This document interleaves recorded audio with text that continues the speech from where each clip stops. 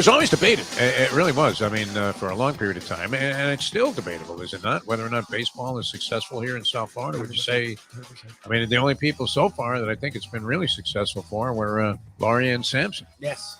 Who cashed in billions. Everybody else has left here kicking and screaming, have they not? The son-in-law and Pops, who, went from buying Dayglow Jesus paintings to all of a sudden, he's in the bidding at Southeast for a Van Gogh. Exactly. It's an original there, Jeff. Okay. The time. Wake up with Defo, joined by Lubie. Welcome to the Defo Show.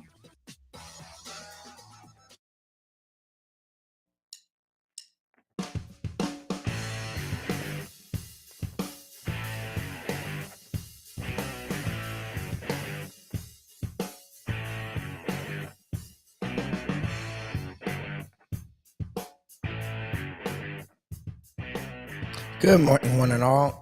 The one of you right now, but I'm hoping more will join us. This is a 4th of July Friday. It's 4th of July week Friday. Obviously, 4th of July was the middle of the week.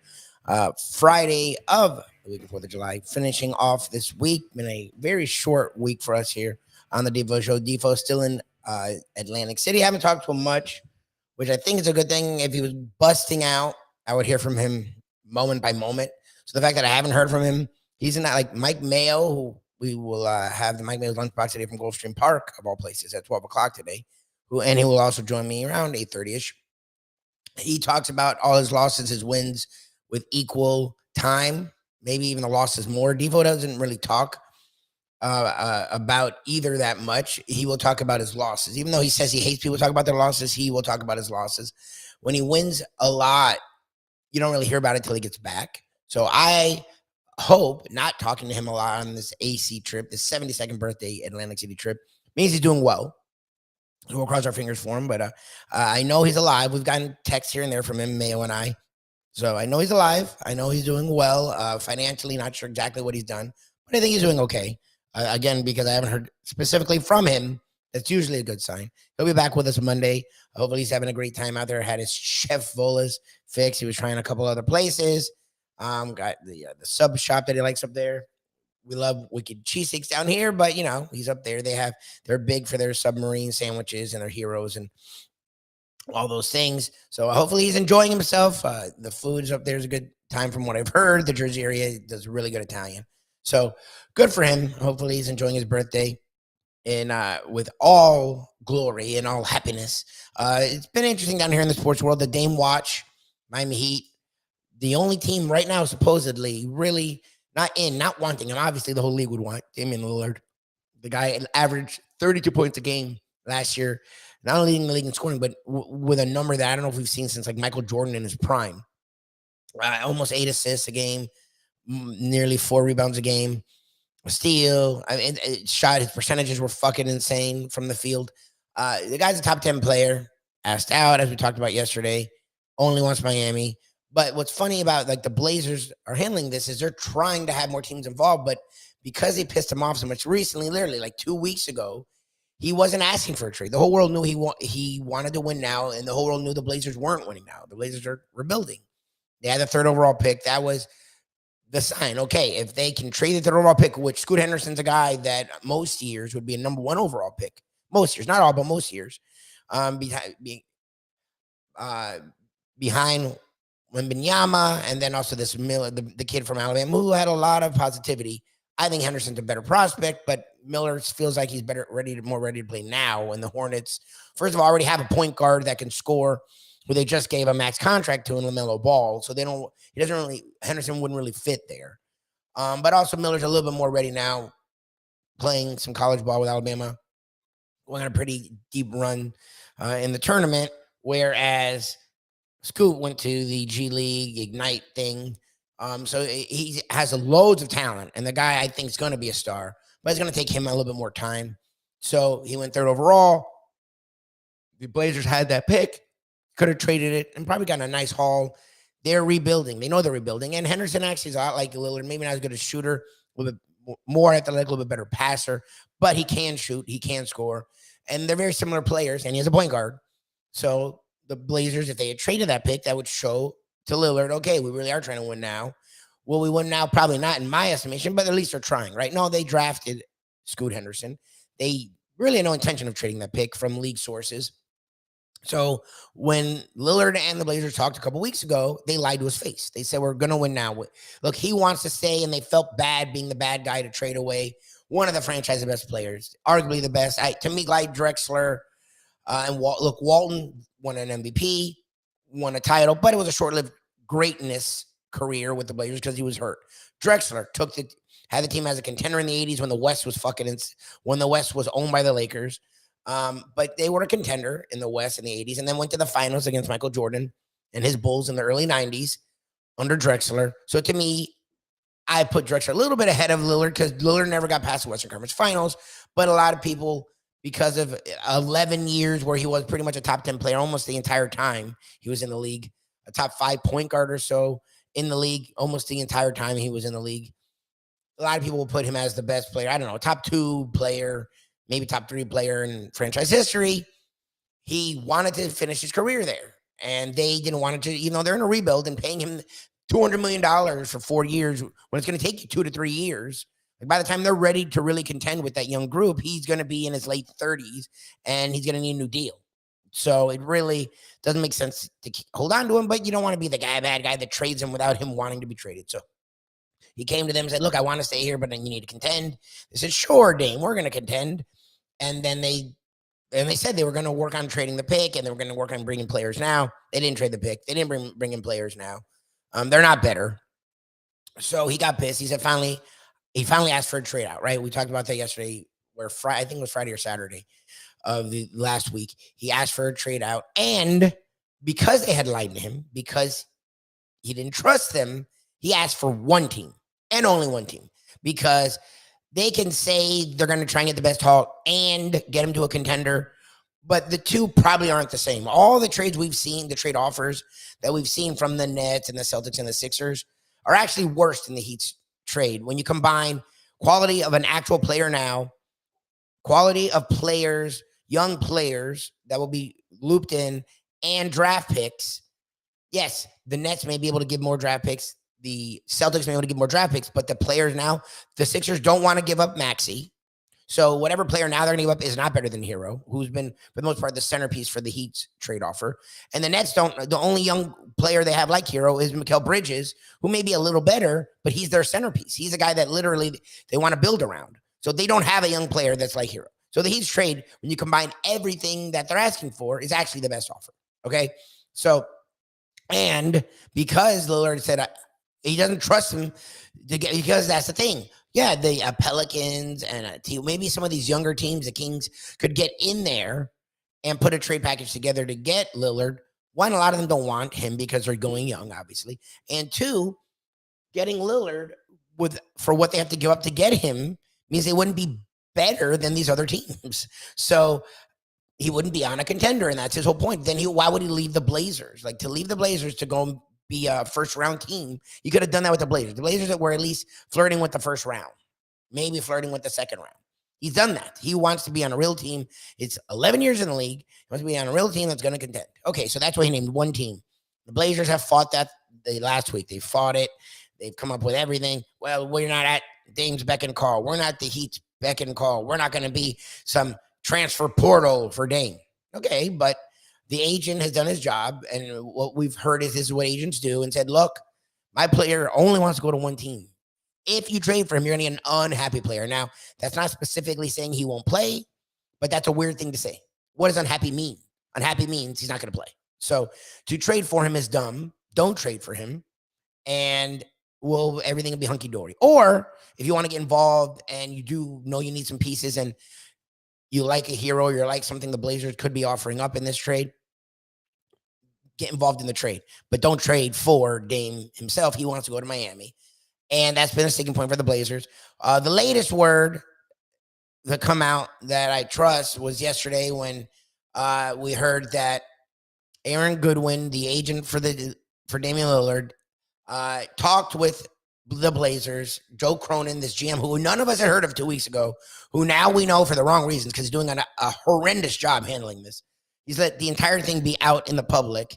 We have heard nothing from the Heat, by the way. Like, the Heat are mentioned every time you mention the Blazers, we hear exact things that Cronin is saying. We hear exact things that he's doing. We've heard nothing of what the Heat are saying. Nothing. Like the trade packages have now changed of what they're offering, and there's no way, from what I know, that that's what they're offering. So they know nothing of what the Heat are doing. They're just pulling things out of their ass. Cronin himself is talking to Woj clearly because what he's saying and what other reporters are saying are so off the board. And they're so totally different that it feels like Woj is this guy's mouthpiece, and it's making Woj sound stupid, and it's making Adrian Wojnarowski, number one insider with ESPN NBA, making him sound dumb, to be brutally honest, and it's making Cronin and the Blazers look horrendous. But supposedly Goodwin, the agent for Lillard, and Cronin talked yesterday, had a really good long conversation. I guess the Vegas Summer League is this weekend. So the whole league, it's like their winter meetings for baseball. The whole league goes there. It's friggin' Vegas. So they all go there for summer league, but they have meetings. They get together. They talk about player acquisition, player movement, some league rules, different things. And the league will be there, supposedly. And Portland and the Heat, Goodwin said, look, please sit down and really hash out a trade. We don't want you to get screwed in this. The Heat have enough, and there's like 4 or 5 teams that want to get involved because they like Tyler Hero. This downplaying Tyler Hero is a load of garbage. The dude's a 20-point per game scorer who can play a little defense, who can facilitate, who can rebound, has good size, and again, he's 23. So like, this isn't his final game. His game's going to keep growing, and he's a guy that has already had a chip on his shoulder because he's been in trade talks every year. Now he took the Heat off of his Twitter. Like, he knows he's going to get traded. He's told people, or his people have told people, that he believes he's going to get traded. So, and he's not happy about it. He just got an extension. Look, the Heat don't want to trade him. That's this weird thing about the opinion of Tyler Hero being, well, he's not this and he's not that. That's a load of garbage. Like, the Heat don't want to trade him. The Heat want to keep him. But the problem is, Damian Lillard is a better player. Hero at his peak, you can't say that he's going to be Lillard now. And they're in win now mode. Yeah, they had a lot of young guys, the Heat, and they want to keep looking toward the future. But Jimmy Butler's 33 or 32, and he plays like he's such a physical brand of basketball that he's really like in his mid 30s. So he only has probably 2 to 3 years of this level left. They got to win now. So Hero is probably going to take another 2 to 3 years to really hit his peak prime. You would think 4 years. Like, he can't wait for that right now. So he's the best piece they have, and he's a good piece. So, and teams around the league like Tyler Hero. Yeah, Tyler Hero may not fit with the Blazers because all they have is scoring guards. Simmons and Sharp and Scoot Henderson, even being a point guard, is a scorer. They're all scorers. So, yes, and that's Hero's biggest strength is scoring. So, yes, he may not fit there. That doesn't mean the Nets, who need more young scoring, who need more young talent, the Sixers, like all these teams could use scoring, like all of them.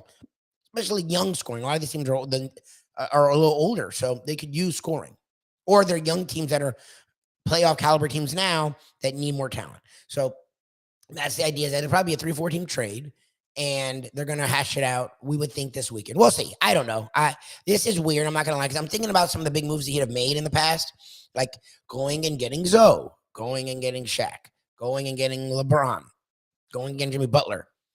Like, none of them were expected. Like the Zoe thing, I don't remember. Like, Riley just got here, and he went and got Hardaway, who people thought was washed because he kept getting hurt with Golden State, and Zoe, who was a cornerstone franchise piece for the Hornets. Like, and he was a big in an era. Remember, yeah, bigs now you have a few, but point guards seem to run the league now for the most part, with some bigs thrown in there.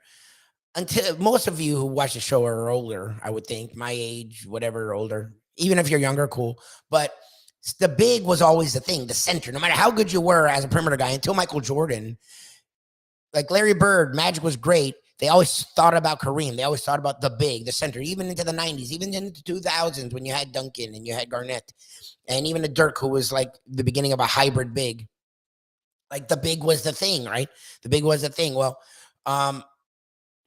Zoe was young and he was raw, but he was a top 3 pick, and he had a lot of potential. For the Hornets to just trade him was a little weird.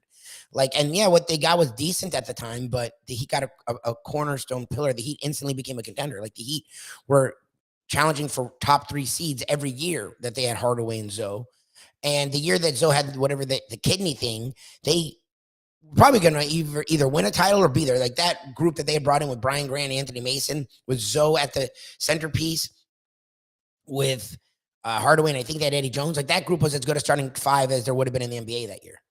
Like, and then they lost. So I think they still were a 1 seed with Anthony Mason, who couldn't score before that, magically becoming a scorer and being an all-star and going to. They still were a 1 seed. I think they were horrendous in the playoffs, but they still were a 1 seed. Like, but all their moves were like sort of out of nowhere, right? You weren't talking about Zoe going to the Heat. That came sort of out of nowhere. The Shaq thing, there were all these teams being discussed because Shaq and Kobe weren't happy. There was an idea that he was going to get moved. The Heat were not it. I remember being in college and like being away at a buddy's house. We were all Heat fans, but we weren't even thinking about it. We went out that night. We woke up the next morning. It was like breaking news. Heat are getting Shaq. And it was like, Heat are getting Shaq. Where the fuck did that come from? Then the LeBron thing, I didn't think for a second they had Wade. They were getting Bosh. They were already a pretty good team. So getting a guy like Bosh, who was like a 26-12 guy at the time, felt like they'd make them a contender. They wouldn't be the juggernaut, but they'd be a contender. That's what they need. All right, you'll have some more money. Fill in pieces, cool. And Stephen A. Smith out of nowhere talked about how the Heat were going to get LeBron, and we all laughed at him. Like, I thought it was a fucking joke. Like, I thought there's no way that the Heat are getting LeBron. Like, the Bulls had a really nice ready-made roster. The Knicks had an interesting team, and it was the Mecca, and he's from Cleveland, and they were contending. Those were the three places to me. I didn't think the Heat had a shot in hell. Like, and it wasn't like down here we weren't talking. Down here it was like, yeah, sure. Like, I remember doing shows with Footy because I had just gotten into radio at the time. And this is before 2010. Like, this is in the lead up. And it was like, we don't need LeBron. Like, we have Wade, and we'd already known we were going to get Bosh. Wade and Bosh is enough. Like, that's going to be too much. There's only one ball. Like, I remember just because we really didn't think we were getting, of course you want LeBron, especially in his prime. Like, we didn't think we were getting LeBron. It just didn't, like, when and I say I'm a Heat fan, South Florida, whatever, the Miami area, LeBron wasn't coming here. It just didn't make fucking sense. It's like, they already have, like, how do you make that work? Like, you have to be able to fill out the roster. So it just didn't make sense. Stephen A. was the one dude saying it. I'll give him credit, but it didn't make sense. Well, lo and behold, he goes to the Heat. Okay. But it wasn't like daily reports.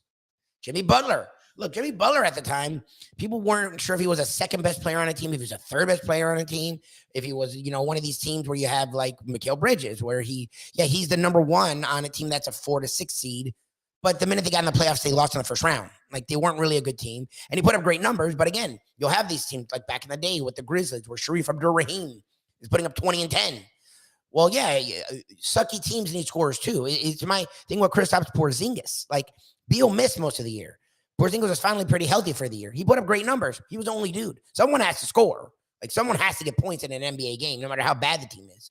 So a lot of people weren't sure what Butler was. It wasn't like, first of all, people didn't think Butler was coming because, again, the Heat were cash strapped. They had no room. They had a ton of bad contracts, and they were contracts no one thought they could get rid of. And they magically got rid of these contracts and were able to do a quote-unquote trade because Butler wanted to come to Miami. But it wasn't like discussed. The Heat are quiet. Butler doesn't talk. Butler said nothing, and the Heat said nothing. So I don't remember anything around that. I remember sort of hearing murmurs like the day before, but like people didn't believe it. The Sixers had a really nice team. The Sixers were a shot away from beating the eventual champion Raptors. Like, literally, it was game 7 and they had the lead. And Kawhi Leonard hit some ridiculous corner shot. And Jimmy Butler was the best player in that series, not named Kawhi Leonard. But still, the idea was Ben Simmons was an all-NBA player at the time. Embiid, burgeoning all-NBA player. Butler was quote-unquote the third best player. And in their mind, money-wise, the fourth, because they shipped him off to Miami. But he wasn't this. He wasn't a guy that arguably in the playoffs is as good as any player. Wasn't a guy going to 2 finals in 4 years, going to 3 Eastern Conference finals, a carrying team. Like, he wasn't that guy.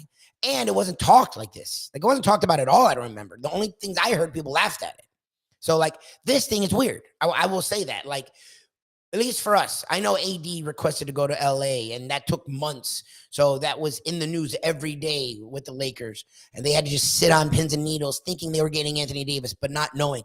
For me, as a fan down here, any of our teams, when they've made moves, they just make them. The Marlins, whether good or bad, they just make them. The Dolphins, good or bad, they just make them. Like, the Tyreek Hill thing came out of fucking nowhere.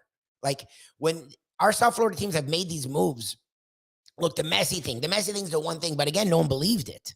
It's been out there sort of for months, but no one believed that, Messi's going to the MLS. And if he's going to MLS, going to the worst franchise in the entire sport, like no one believed that.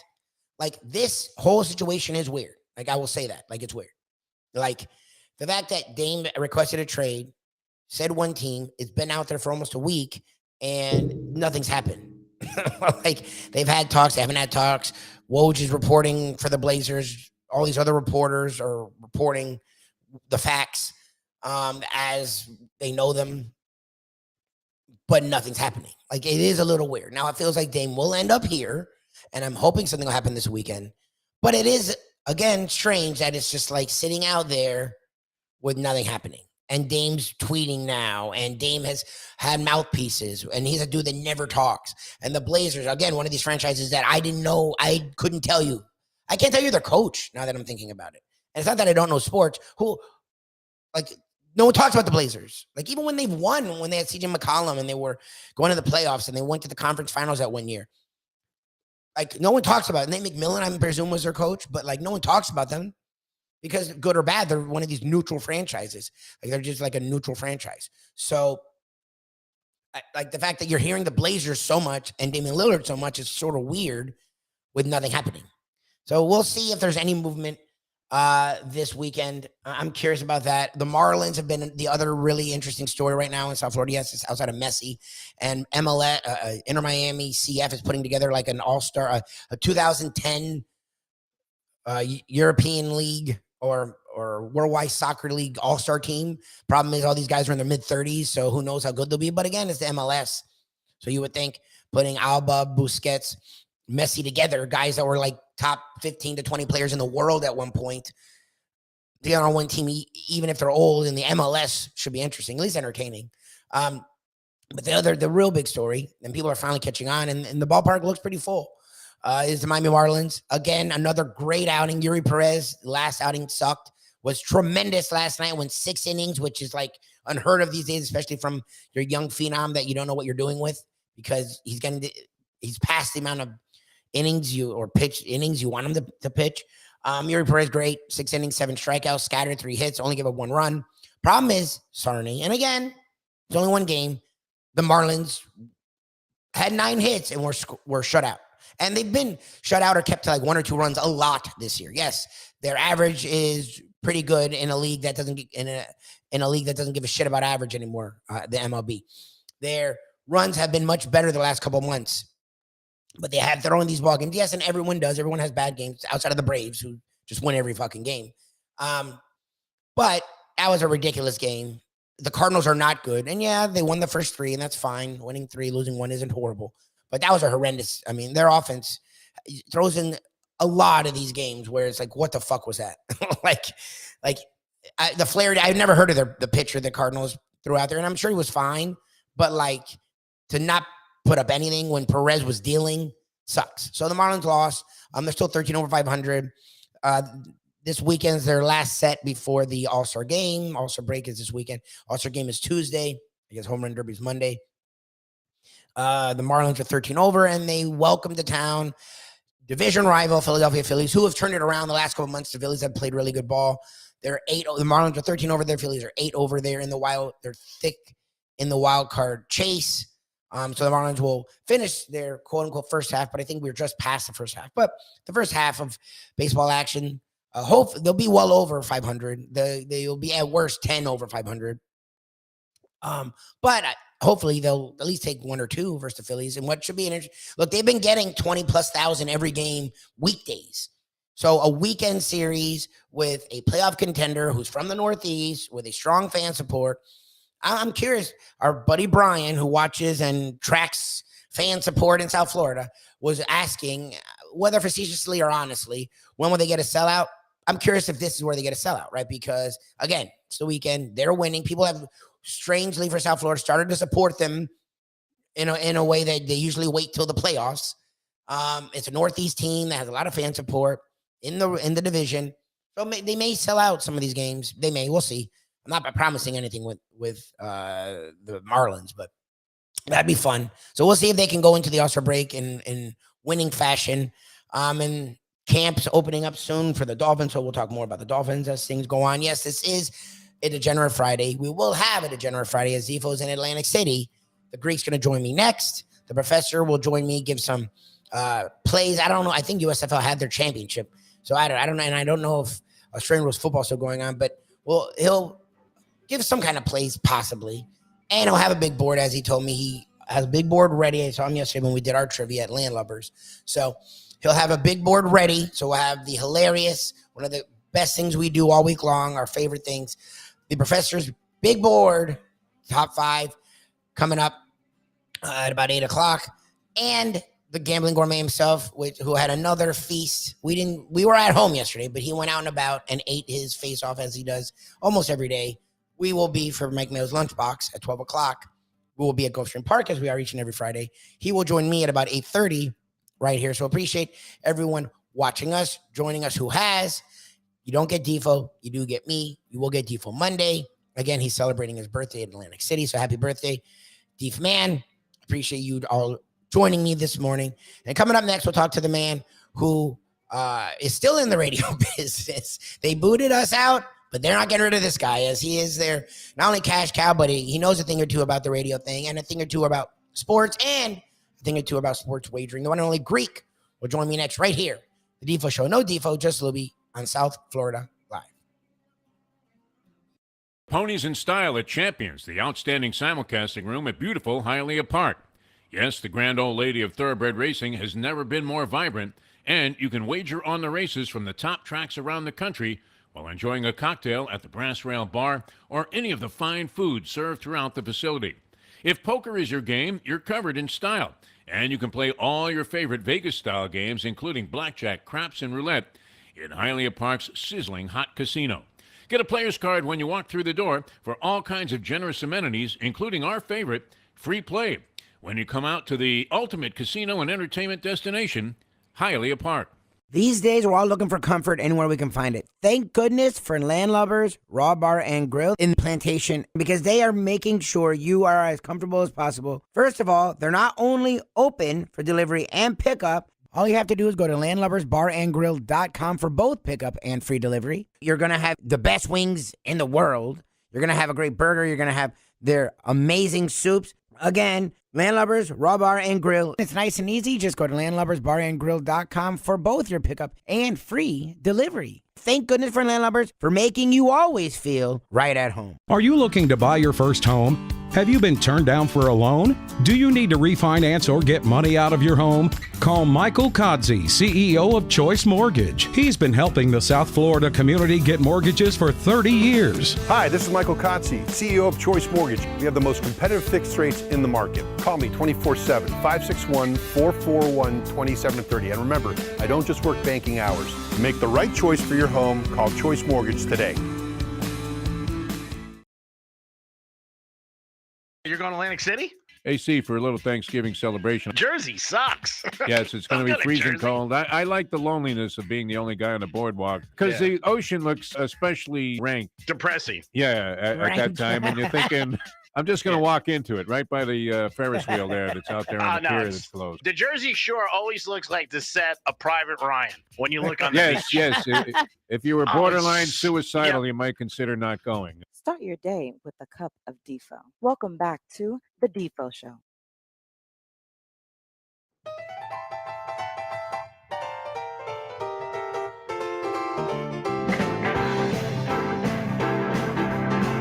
All righty, welcome back to the Defo Show. No Defo, just Lubie here, South Florida Live. We talk to the gentleman.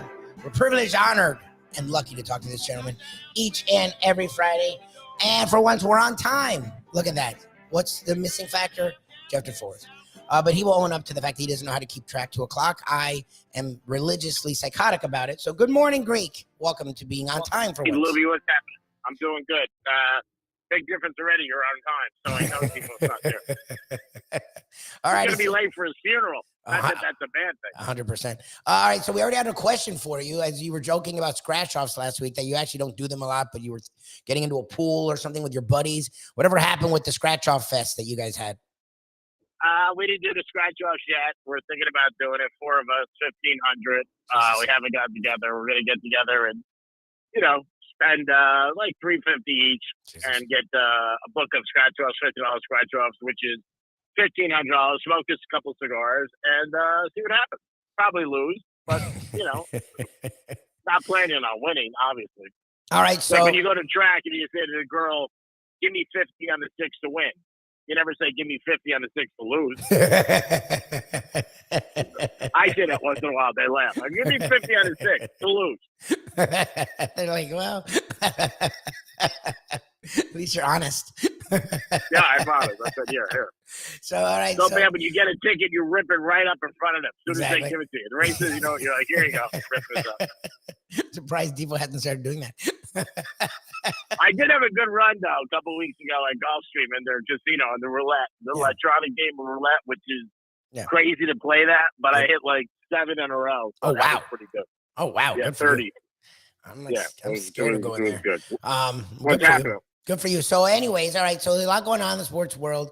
I know I used to do your show a lot, and you're always been like you talk for the worker, but you also understand how it is to be a boss because you've been both in your radio career. I'm sure you have an interesting take on the Damian Lillard situation. So I want to start right there. Since we last talked, he did ask for a trade, and he did ask for a trade right to our Miami Heat. But we haven't talked to you really about it because it happened, I think, either late Friday or Saturday. I feel like it was Saturday. I was sitting there Saturday or Friday. I was sitting there on the couch, and I'm like, what the fuck? Oh, good for him. All right, so where are you with that? What's the Greeks' reaction to the situation? Because you always have a different reaction than everyone else most of the time. Well, I would go get Lillard. I mean, he's a stud. You could pencil him in for 30. I mean, you lost Vincent, you lost Strauss. I think if you give up Hero and Robinson, I wouldn't give up the new kid from UCLA. I wouldn't give up Martin. I don't want to give up Martin, but he's got to come. They're going to have to bring a third team in it because Portland already has an outside shooter, and they got that other kid, the point guard Henderson. So they're not going to want Hero, but the Heat are going to have to bring a third team in it. But they're saying now Portland's just going to wait. Now Lillard's agent went out and told all the other teams, "Hey, if you draft him, he's going to be pissed off and not want to come here." But Lillard's got such a history of being a competitor and a professional at all aspects. I don't know if people believe that or not, but I mean, there's a lot of rumors going around. I mean, if the Heat could get him, yeah, they'll have their big three. But I wouldn't, you can't lose too many guys. I mean, that's the whole thing. And, like I said, you lost Strauss already. You lost Vincent. Those are 2. If you lose Hero and Robinson, that's 4 guys. You pick up Lillard. Yeah, they got J.R. Richards back.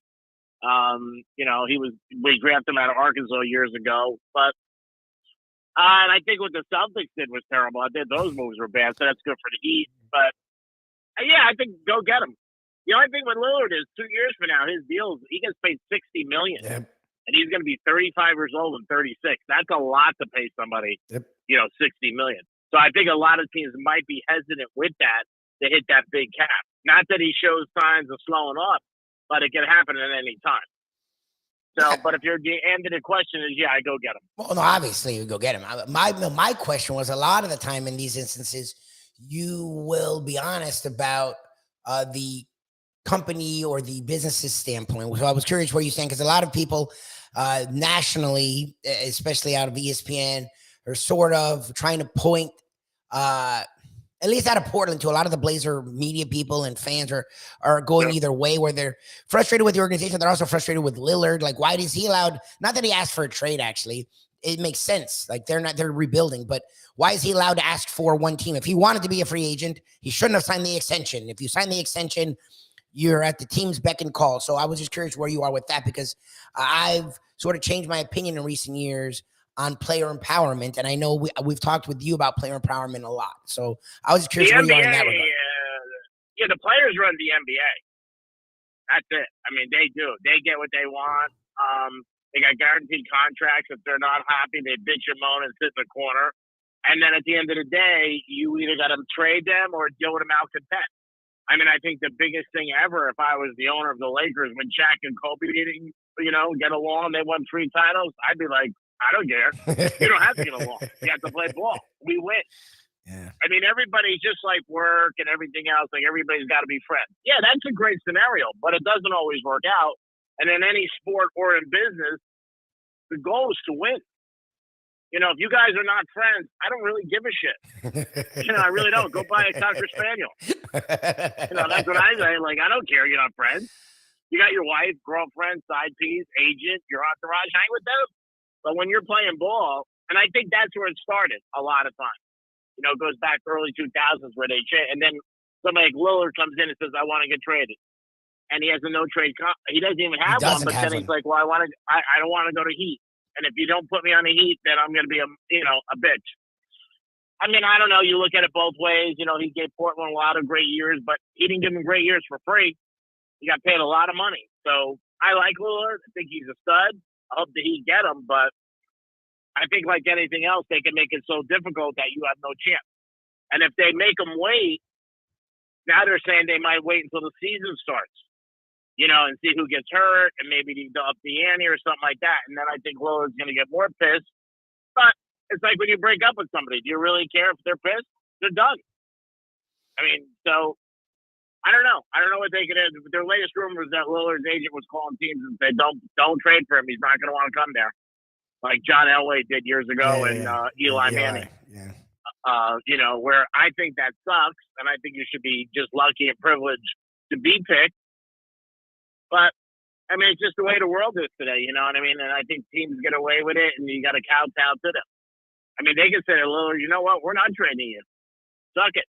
Yeah. See you in training camp. I mean, like years ago, like the Bulls did with Scottie Pippen when he wanted a new contract, and he signed a 7-year deal. And Krause and them said, you signed, you're staying. You know, everybody looks at it that it's the hard way to do business, and it's not right. But technically, they are right. You know what I mean? We're paying you, you play. You know what I mean? Imagine if you went into your boss and you said, I don't want to be here anymore. I want to go on this one radio station. And any other radio station, I don't want to go. They'd be like, screw. Well, look, and look, in years past, it is how it ran. And look, the NFL, baseball, hockey still run that way. The organizations, for the most part, run things. Aaron Rodgers wanted to trade. It took him like 3 years to get traded. The organizations still run things. The NBA is a little different. It's 5 guys on a court, so one superstar can really reign supreme. Look, and on top of that, my thing in this situation, the reason I side with Lillard so much is the dude, they've done everything they can the last 4 years to make it a rebuild. Like, they haven't hid that they're in a rebuild. And he's stuck by them. He hasn't said a goddamn word. Like, people around the league have been like, when is Lillard going to want out? He's like, no, I'm about Portland. And he's been loyal and he's tried. And 2 weeks ago, he sat down with them and they lied to his face. Like, he literally said, look, I want to be here. The whole league wants me to go because it's clear you guys are rebuilding. I want to be here. I like being here. My family's here. I built roots in this community. We've gotten pretty close before. I think I can win here, but I need your help. And he wasn't trying to leave. And they're like, yeah, we're going to trade the pick. We want you here. And the word is they're not winning, though. Portland doesn't have it. The West is too tough. Yeah. And even if they got another guy for him, they were not going to win him. Well, look, I get them rebuilding. I'm not even mad at them for it, but why not be honest then? Why not say, look, Damian, like, it's really best for us if we trade you. You know, like, let it be their decision. Be honest with him, because I feel like this whole thing would have gone totally different. They worry about their fan base. Exactly. Anytime you got a guy who's played with you for years, you don't want to be the guy. So you're like, well, he wants to trade. And then they're like, no, we want him out. Aaron Rodgers still goes out with Green Bay. Brett Favre did it with Green Bay. You know what I mean? Who doesn't want who? They don't want the fan base to turn on and get pissed off at guys that have played for years have been fantastic. So you don't want to be the bad one. So you throw it out in the media and whatever goes and goes. Hey, we wanted him, wants out. He asked for a trade. So, the fans sort of look at him and they're like, oh God, it's like LeBron came to Miami.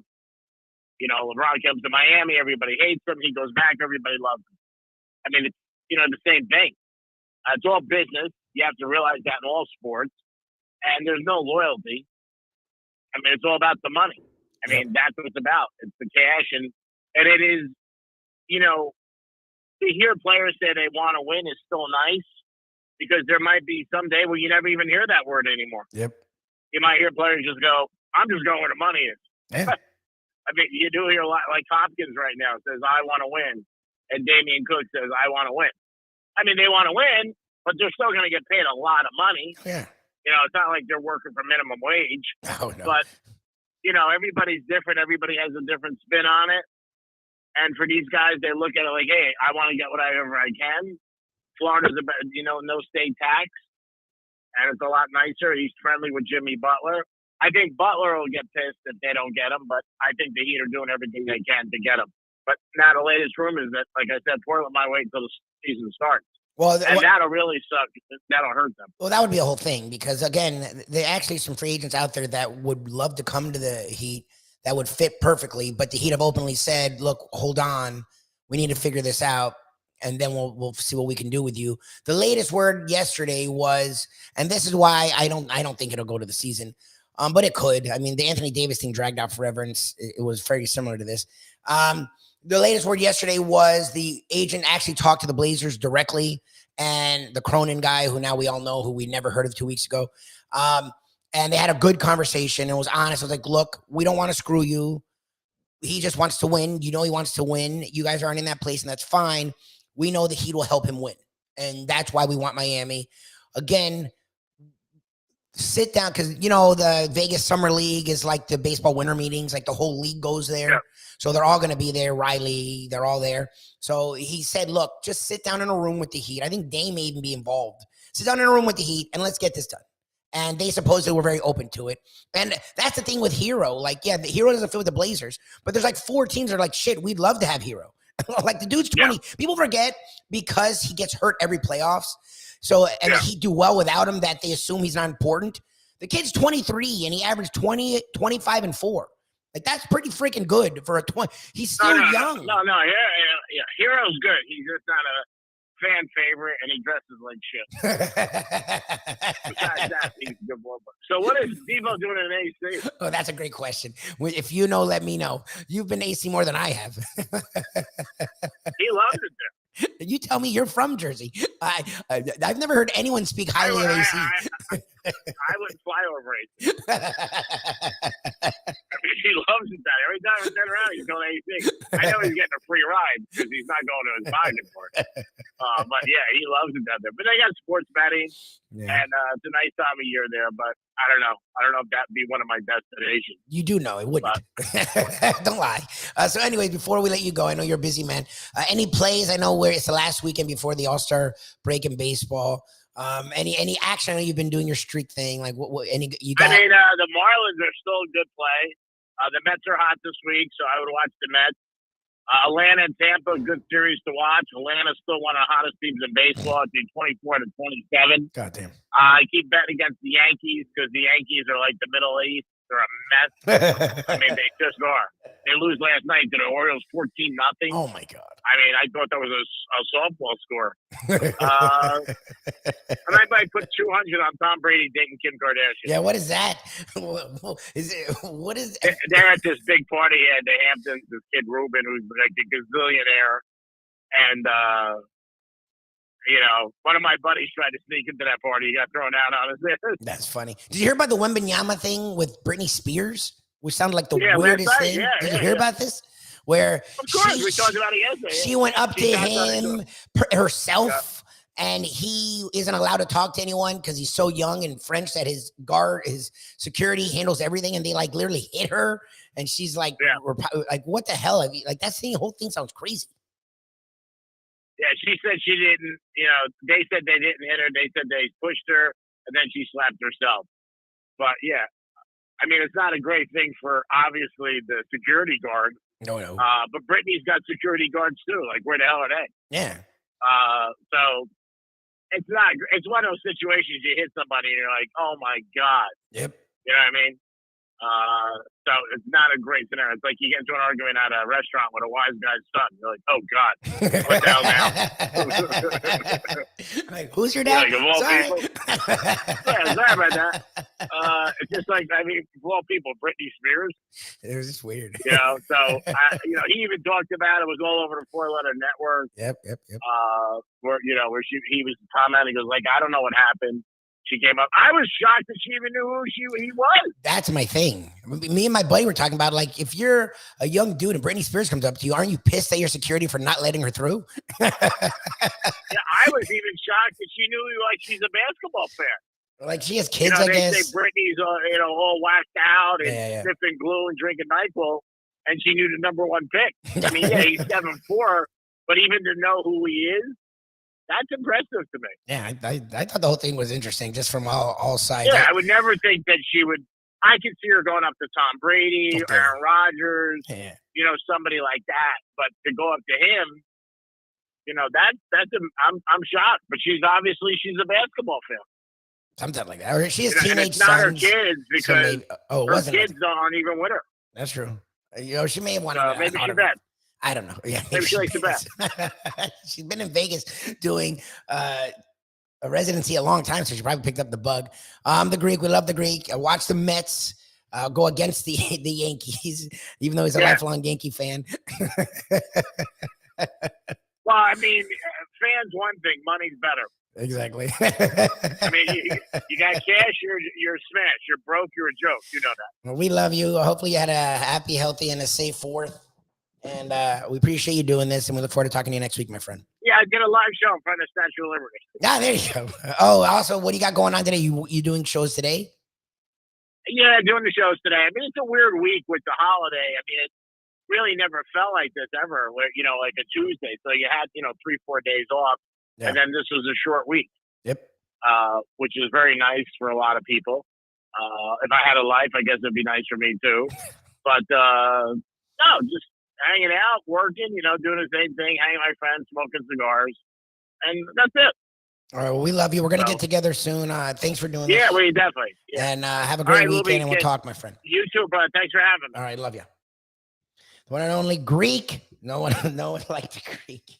He says it like it is. I appreciate it. Usually he's actually on the side of management a lot more. So I guess even he's coming around to this whole situation, especially the way the Blazers have handled it.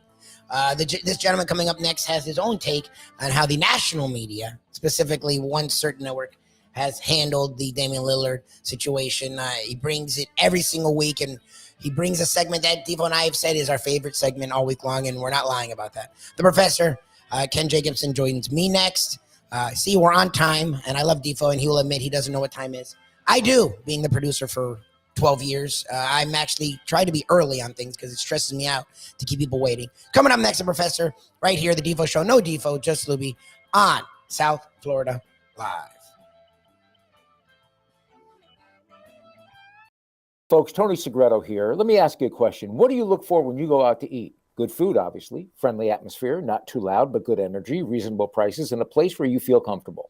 All those ingredients, no pun meant there, are hard to find unless you're talking about the Texas Roadhouse. You see, they encompass all of those attributes. Really, really good food, amazing atmosphere, good for a family, good for a date, or just a night out for yourself, and prices that will make you extremely happy. Their ribs, unmatched. Steaks, hand-cut every day.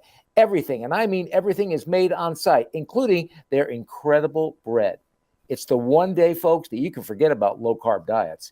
Trust me when I tell you, Texas Roadhouse, your restaurant, your destination when you say, where should we go and eat tonight? From the newly renovated sports bar to the beautiful bayside views captured at the Tiki Bar, Jimmy Johnson's Big Chill has it all. Located at mile marker 104, the Big Chill also offers waterfront dining while experiencing breathtaking sunset views of the Florida Keys. It's simply the hottest spot in the Keys to cool off. That's Jimmy Johnson's Big Chill at mile marker 104 in Key Largo. For more information, call today at 305-453-9066.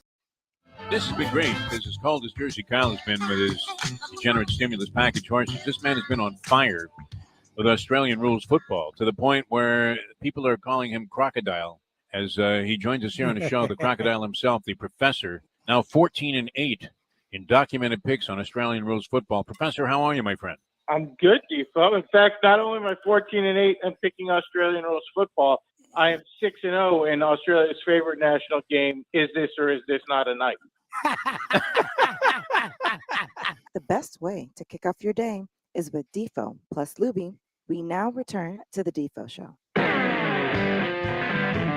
All righty, we get it. This started each and every week. We try to go at this time. I don't think we've ever hit this time ever, but we are today. So a nice long edition of Professor Power Ranking. Professor's Big Board Top 5. Proud of yourself for keeping to the clock. I just feel bad. You always make sure we know how late we keep you. So I wanted to make sure we had you on time.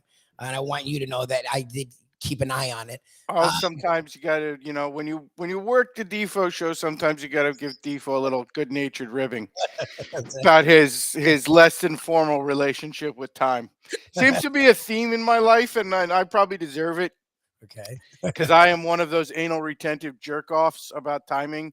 I am Tom Coughlin. I am the guy. If you are Fuck water. if you are 4 minutes early, then you are a minute late. I am definitely that guy. I grew up with a military grandfather and a dad who was very into.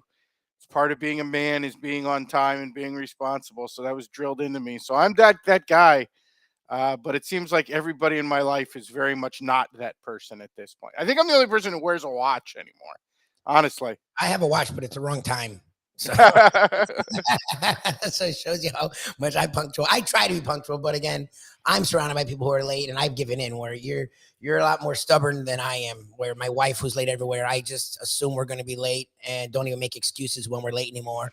Defo, I just shake my head when people are like, "Oh, I thought I was going to be on 10 minutes ago." I'm like, "I did too." So anyway, I do want to say, if I get distracted here, Lubie brought it up playing that first clip.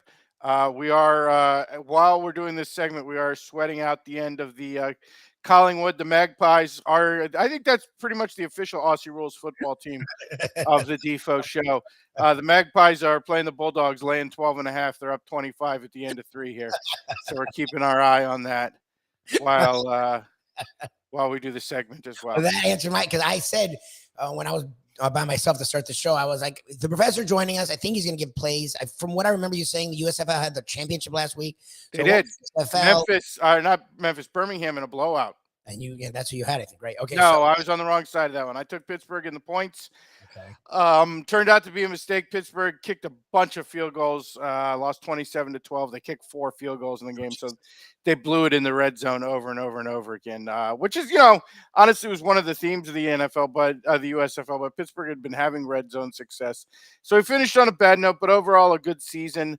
I think, plus 10 units, something like that on the USFL for the year. So I can't complain. We have absolutely owned the USFL and have enjoyed that league. Honestly, it's given us a little relief during this this normally baseball only post NBA finals period in sports, which for me has always been a vacation. But during the COVID, we picked up the Aussie Rules football and the add in USFL.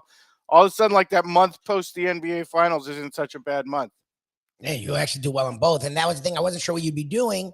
And I remember you sort of hinting at Aussie Rules football last week that you were also watching a game while we were. Yeah, the Magpies, yes. Again, see, like the official Aussie Rules football team of the Defo show.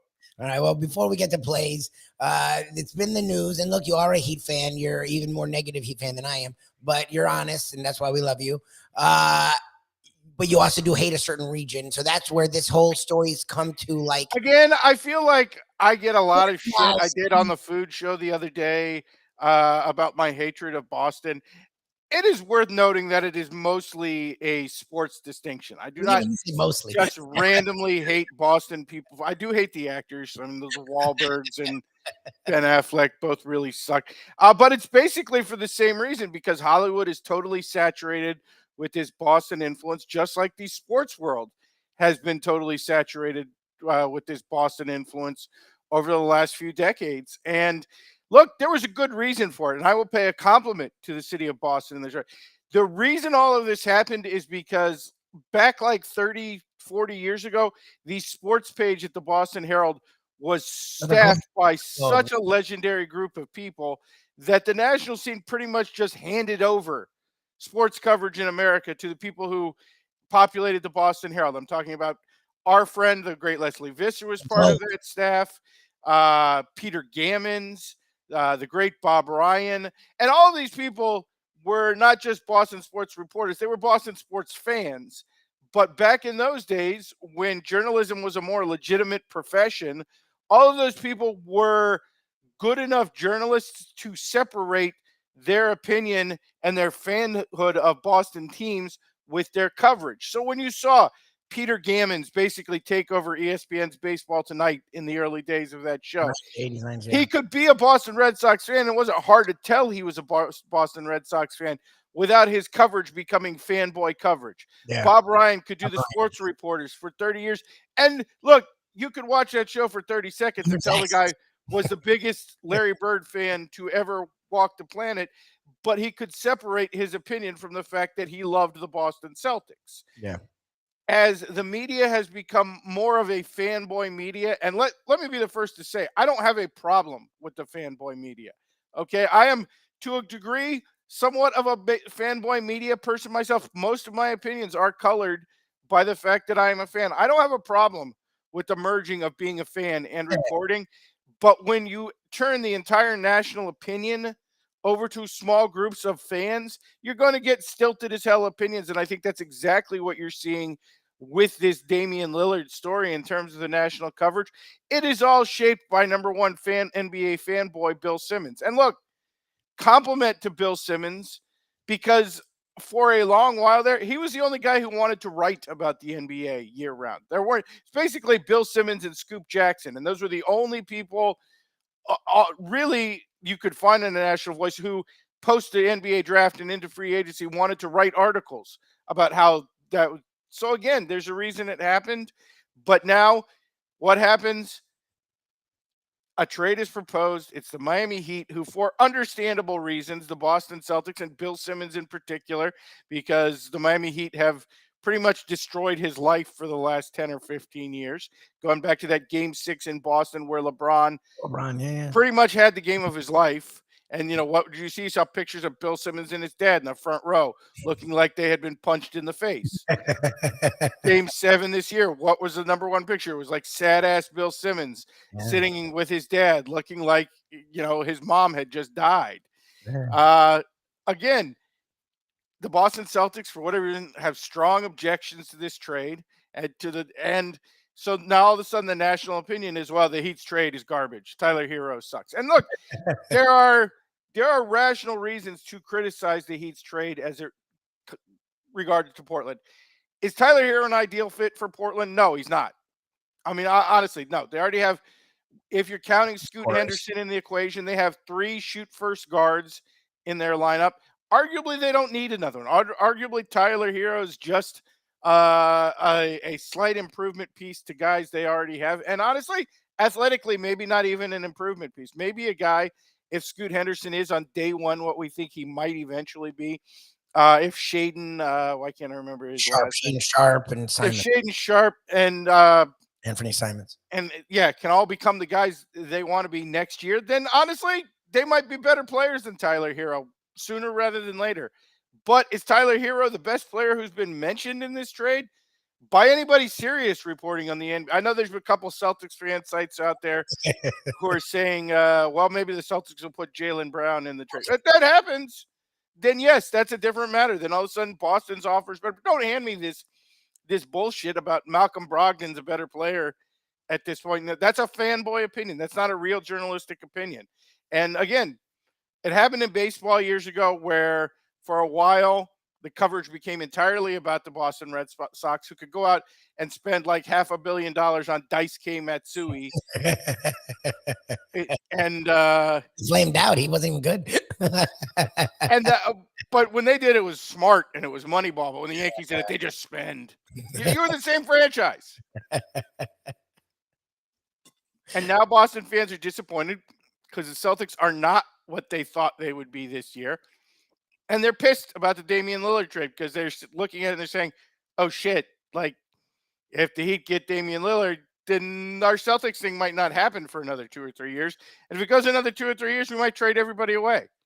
Yep. That's my opinion, is that the national opinion has been completely shaped by the Boston Celtics opinion.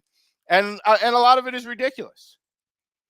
Well, look, my thing is, and yes, we've had players in the last decade or so want trades and sort of shape where the trade goes. And there's certain circumstances where in the end they went to the one team that most of us knew that's who they wanted to, but none of them did it like Dame's doing it. And I get that. But We have had them say, I don't want to go there, and they meant it. Yes, you and I talked yesterday that Kevin Garnett, I guess, did he early. Well, first of all, that's just not true. And honestly, it's happened with the Portland Trailblazers. Clyde Drexler directed where he wanted to go. He wanted to go to the Houston Rockets. He wanted to go back to his hometown. And we've had plenty of guys. Now, are there some differences? Yes. Miami's not Dame's hometown. But we've had guys direct trades to their hometown. We had Anthony Davis direct a trade directly to the Los Angeles Lakers. Did the Pelicans get a good package out of it? They did, because the Lakers happen to have some intriguing young pieces who weren't really panning out in Los Angeles. I mean, Ingram was not the guy he was becoming in Los Angeles. So was Ball. Again, this has happened before. It's not unprecedented. And I would honestly go back, because everybody's comparing this trades to trades. And nobody that I have seen has thrown out, to me, the most direct comparison of a trade. And I would tell you, what would you say if I told you a multi-time All-Star, hold on, a multi-time All-Star who was 31 years old, who was a undersized shooting guard who the year before had averaged 33 points a game, was in fact traded within the last 20 years? It sounds similar. It sounds familiar. It's the Allen Iverson trade. Allen Iverson was traded to Denver for Andre Miller, for Joe Smith, and 2 first-round draft picks. The trade was horrendous. I remember at the time it's not a horrendous trade. It was, because of the situation in Philadelphia, a very similar trade to what is going on here. Allen Iverson had gotten tired of management in Philadelphia. Philadelphia had tried a bunch of moves. They had brought in an aging Chris Webber with his bad knees, and it hadn't worked out. So all of a sudden, a guard who still looked in his prime, had just averaged 33 points a game, who was 31 years old, who was an undersized shooting guard, got shipped to Denver for what didn't look like the greatest package in the world. Andre Miller was a nice player. He was not an all-star level player, but he was a very solid point guard. And Joe Smith was basically a utility guy who was traded for salary reasons.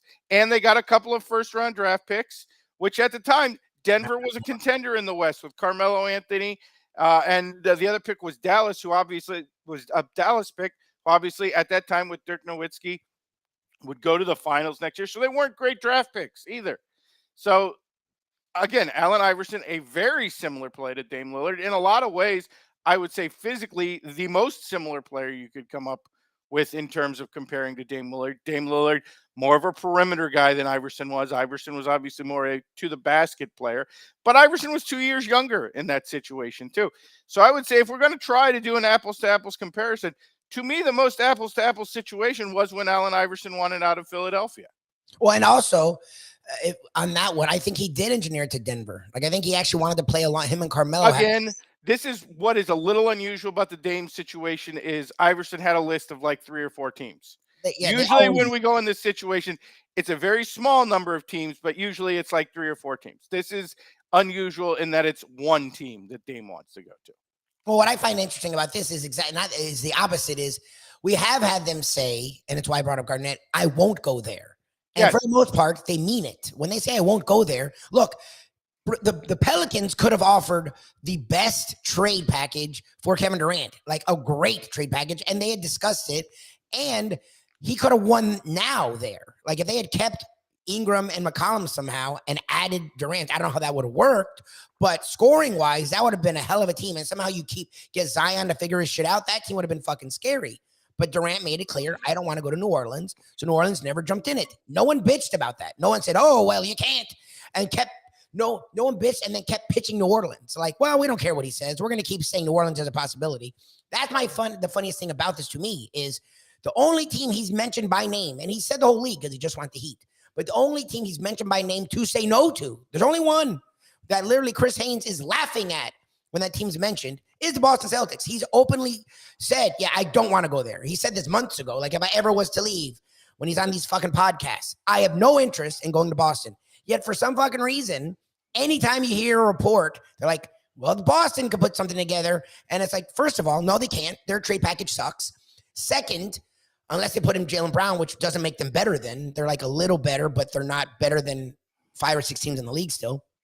And on top of that, he's already said he doesn't want to fucking go there. So I find it so weird that we've had players do this. We've respected what they're doing, but for some reason, Because It's not some reason. It's because the entire coverage of the NBA is now shaped by Bill Simmons and The Ringer. And there's a very good reason for that. It's, as we know from the Meghan Markle story, like 2 or 3 weeks ago, when she and is it Harry? Is it whichever prince it's Harry. she's married to?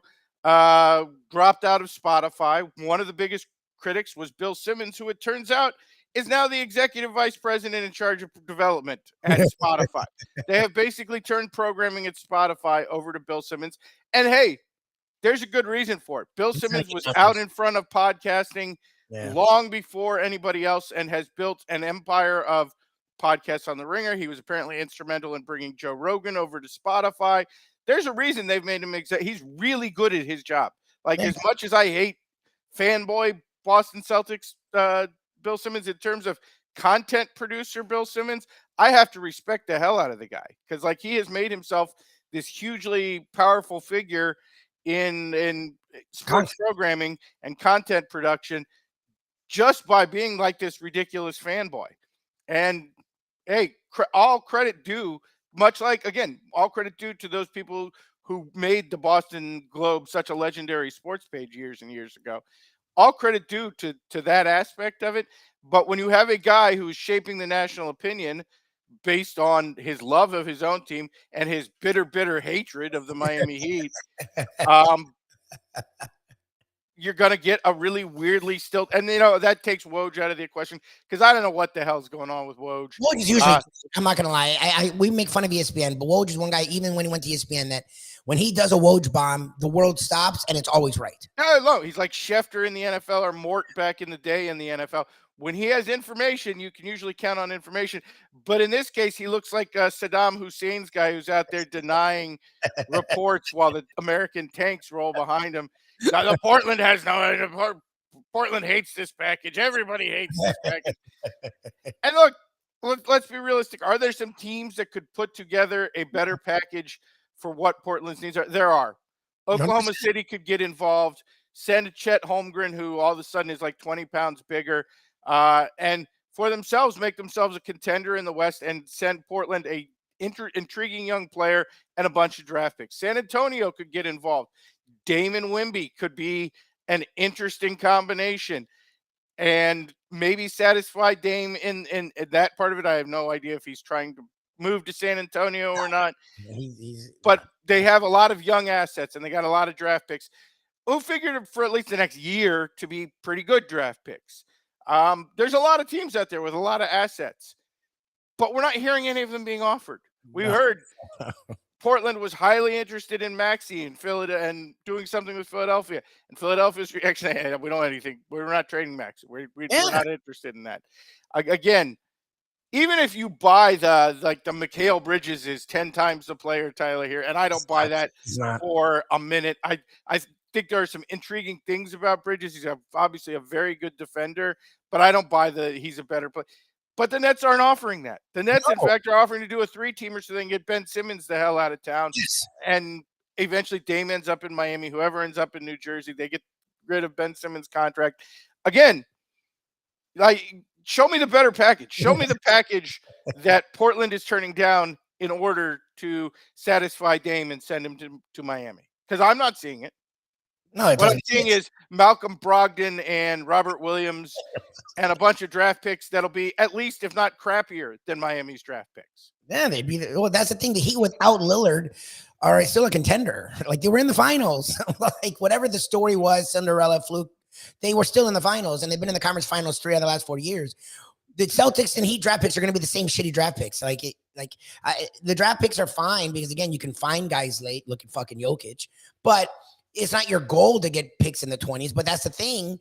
Lillard is dictating the terms, whether people want to believe that or not, and they hate it or love it. It's the reality, and that's my thing. It's not new. That's what's annoying to me. Charles Barkley did it too. Barkley wanted to go to the Suns. Barkley from the Sixers, and this is the 90s, wanted to go to the Suns. Drexler wanted to go to the Rockets in the 90s. They'd been loyal guys. They weren't winning. The organization was clearly rebuilding, and they said, we'll do right by you, whatever the hell. That's what's funny to me about this whole thing. It's like, and no one bitched. I don't remember any reporting about it in an era where they really hated player empowerment. It didn't exist. And I don't remember anyone bitching about it. I don't remember any reports. I don't even, you're right. I forgot about the Drexler because I don't remember anyone talking about it. It was like the chosen son's coming home. Phi Slama Jama. Thank God he's back. Yay. And they didn't win. And he gets a title. Good for Clyde the Glide. Like, it's just funny. I'm not trying to be the victim here, but it is weird. It's not weird. It's the Boston thing with Miami thing, but it's just, I find it actually interesting. Like, that is going on this long and that they're sticking with it, even though all the trades that have been offered are not better than what we've heard from the Heat. And they're not, like, clearly. Speaking of interesting, can we talk about this Wemby Britney Spears thing for a minute? With the Greek a little. I was waiting for you to bring it up. What a great story this is. and I got to be honest, I'm inclined to believe Britney Spears. I'm inclined to believe that she went and tried to grab Wemby by the shoulder in a nightclub, and some security guard, there are different reports. Some are saying it's Wemby's private security. Some are saying it's actually San Antonio Spurs security. Oh, Jesus. They're like blocking. Depending on what report you believe, one of the security guards just backhanded the hell out of Britney Spears, smashed her in the face and knocked her glasses off. What a great story. I mean, honestly, because on top of everything else, we were talking to Kai, the bartender at Landlubbers about it, and he took a totally different track. He was like, yeah, he avoided a thing there because, like, she's just crazy as hell. Yeah. Like, there's a reason like 6 different judges ruled you to keep all your money with your father, and it wasn't because your father was such a great guy. It's because you were so batshit crazy you couldn't be trusted not to, try to buy nuclear arms from Somalia. Like, to me, this is like the perfect story. But if I'm Wemby, I am pissed in this situation. Like, I am definitely issuing an order to my security guard. Like, when hot blonde chicks come rushing up to me, we do not hit them. Yeah, exactly. Push them. We invite them into the circle for a glass of champagne. Yeah, you know he's not in South Beach because that's like rule 1 in South Beach is you rally the hot girls in the club to your table. Forgetting that she's a celebrity, forgetting that she's Britney freaking Spears, because let's be honest, Wemby's like 19 or 20 and French. Like, Wemby may not have a clue who the hell Britney Spears is. Wemby may not have any experience with the idea of, oh, she's hot and she's crazy. I might get to plow Britney Spears tonight. that may have never crossed Wemby's mind, but I'm issuing a blanket rule that any woman who looks like Britney Spears who approaches me gets to come into the circle. Like, yes. What are you doing, security guard guy? Exactly. Of all the people in the backhand.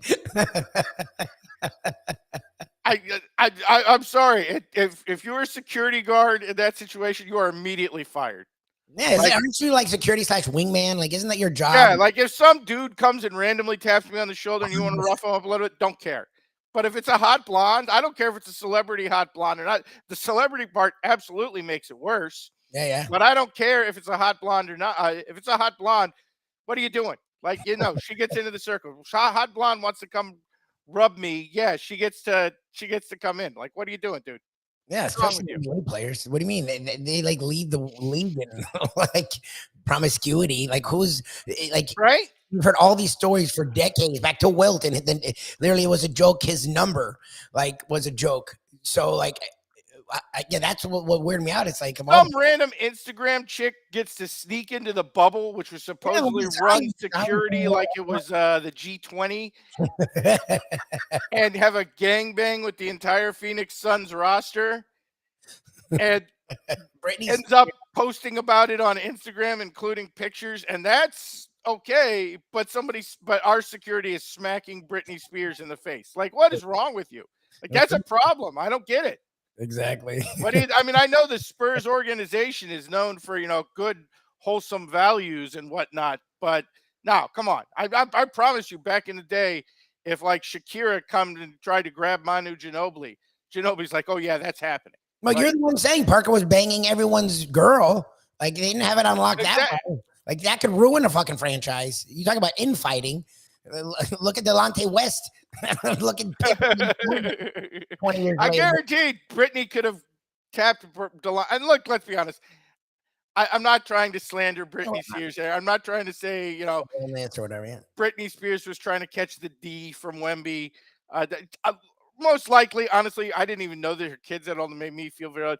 Britney Spears' kids are now 16 and 17. So most likely Britney Spears was probably trying to get an autograph for her kids, to be honest about it. But I don't get what's going on with Spurs security. I view that as a serious security failure. Like, if you're Wemby, aren't you pissed? Like, I'm hugely pissed. like, And he he did not necessarily handle the PR part of this well. He probably should have come out with a harsher comment. He was kind of laughing about it. He was smiling. Yeah. I'm not mad about it because, like, it's Britney Spears. How do you not laugh at this situation? It is obviously a funny situation. But behind the scenes, if I'm Wemby, I'm pissed. I'm like, what the fuck, guys? Fucking hot blonde wants to come up and rub on me in the club. Like, I'm with and you guys smack her? What the hell is wrong with you? I'm never gonna have fun for the next 15 years. Like, I just got drafted, but we haven't started. Yeah, now we know why Tim Duncan was so. Now we know why Tim Duncan was so fucking boring, because apparently every time the hot chick tried to. Now we know Tony Parker's out banging Eva Longoria. Tim Duncan's like alone playing with his cars. It's trains. Now we know why, because apparently if you're a Spurs big man, you've got a whole team of security just waiting around to smack women up when they try to get a little too close to you. Be Protestant. Like, the Spurs security, like, oh, well, we can replace Parker. He's just a 6-foot guard. It's easy to find another one of him. We can't find another freaking Duncan. Oh, my God. It's going to take us 20 years and another draft lottery to get another one of those. Man. We're keeping these club women away from him. Yeah, the whole story was fucking ridiculous. All right, before we get to the big board, I know you said you have Aussie rules on. Is there any action? Do you have any action for our your adoring fans? We do. I know the fan base is very confused about this. They're not necessarily on the Aussie train, but we're going to give a couple picks anyway. Obviously, again, as we said, sweating out Collingwood. I wish the Mags had played tomorrow so we could hand them out. But instead, we've got a couple of matchups here featuring a couple of favorites, or not favorites, but favorites of the show. And that's St. Kilda getting 12.5 from Melbourne. The Saints, obviously a long-time favorite on the show, and a late-season team traditionally. They tend to make a push. They're sitting at 9-6, getting at 12.5 on the road. I like that spot. From the other one, another favorite, Essendon, the Bombers, laying 2.5 to Adelaide. So we got St. Kilda plus 12.5 and Essendon plus 2.5. All righty, there's your Aussie plays of the day. Now we get to our favorite segment of the week, Professor's Big Board Top 5. What do you got for us this week, Ken Man? Well, there is the biggest story probably in American media right now, particularly if you watch one, let's say, a little stilted news network. The good people over there at Fox News have been covering the hell out of this. And so we decided it was time to launch our second Big Board investigation. The Big Board investigation is a newer twist to the Big Board. We started with our Big Board first investigation, the Big Board of, is John Morant retarded? No, you weren't supposed to. And we're going to follow that up with our second Big Board investigation. Oh, no. The Big Board investigation of who left Coke in the White House. For those of you who are unfamiliar, and I don't know how you could be unfamiliar with this story because it's all anybody is talking about. Somebody left a bag of cocaine in the White House, and the Secret Service eventually discovered it sitting in a cubby in an office just off the library, where both visitors to the White House, state-level visitors, and occasionally maybe even private visitors, not tourists, don't get access to this, but official visitors to the White House, and of course White House staff have access to this room. So they are wondering who left the cocaine in the White House. And there's been a lot of speculation about that. And we here at the Big Board have some opinions about who might have left some cocaine in the White House. And we're going to talk about it because we have a couple of suspects here down the list a little bit that nobody is talking about, but who we think probably should be the prime suspect in this. But let's start with number 5. Okay. And number 5 is the one that everybody is talking about, and that is, it was probably Hunter. Let's be honest. The president has a cokehead son. Yep. And, you know, he's had some adventures, although it is worth noting in terms of people who have obviously made Hunter the huge betting favorite on who left coke in the White House. Hunter, as far as I know, was a crack guy. He wasn't a powdered cocaine. And this was a bag of powder. Now, I don't know that much about cocaine. I've never smoked crack. I don't really know. I don't hang out with a bunch of cokeheads. But my understanding is once you become a crack guy, you don't go back to the powder. The powder doesn't do it for you anymore once you've smoking the crack. So that, to me, takes Hunter down a couple of pegs, because this was not about a bag of crack they found. It was a bag of crack in a crack pipe. It would pretty clearly be Hunter. And secondly, given Hunter's reputation, given all the news media around Hunter, don't you think the Secret Service is checking Hunter's pockets when he comes to visit Dad? Don't you feel they're giving him the little pat down? Like, Hunter, do you have a crack pipe on you?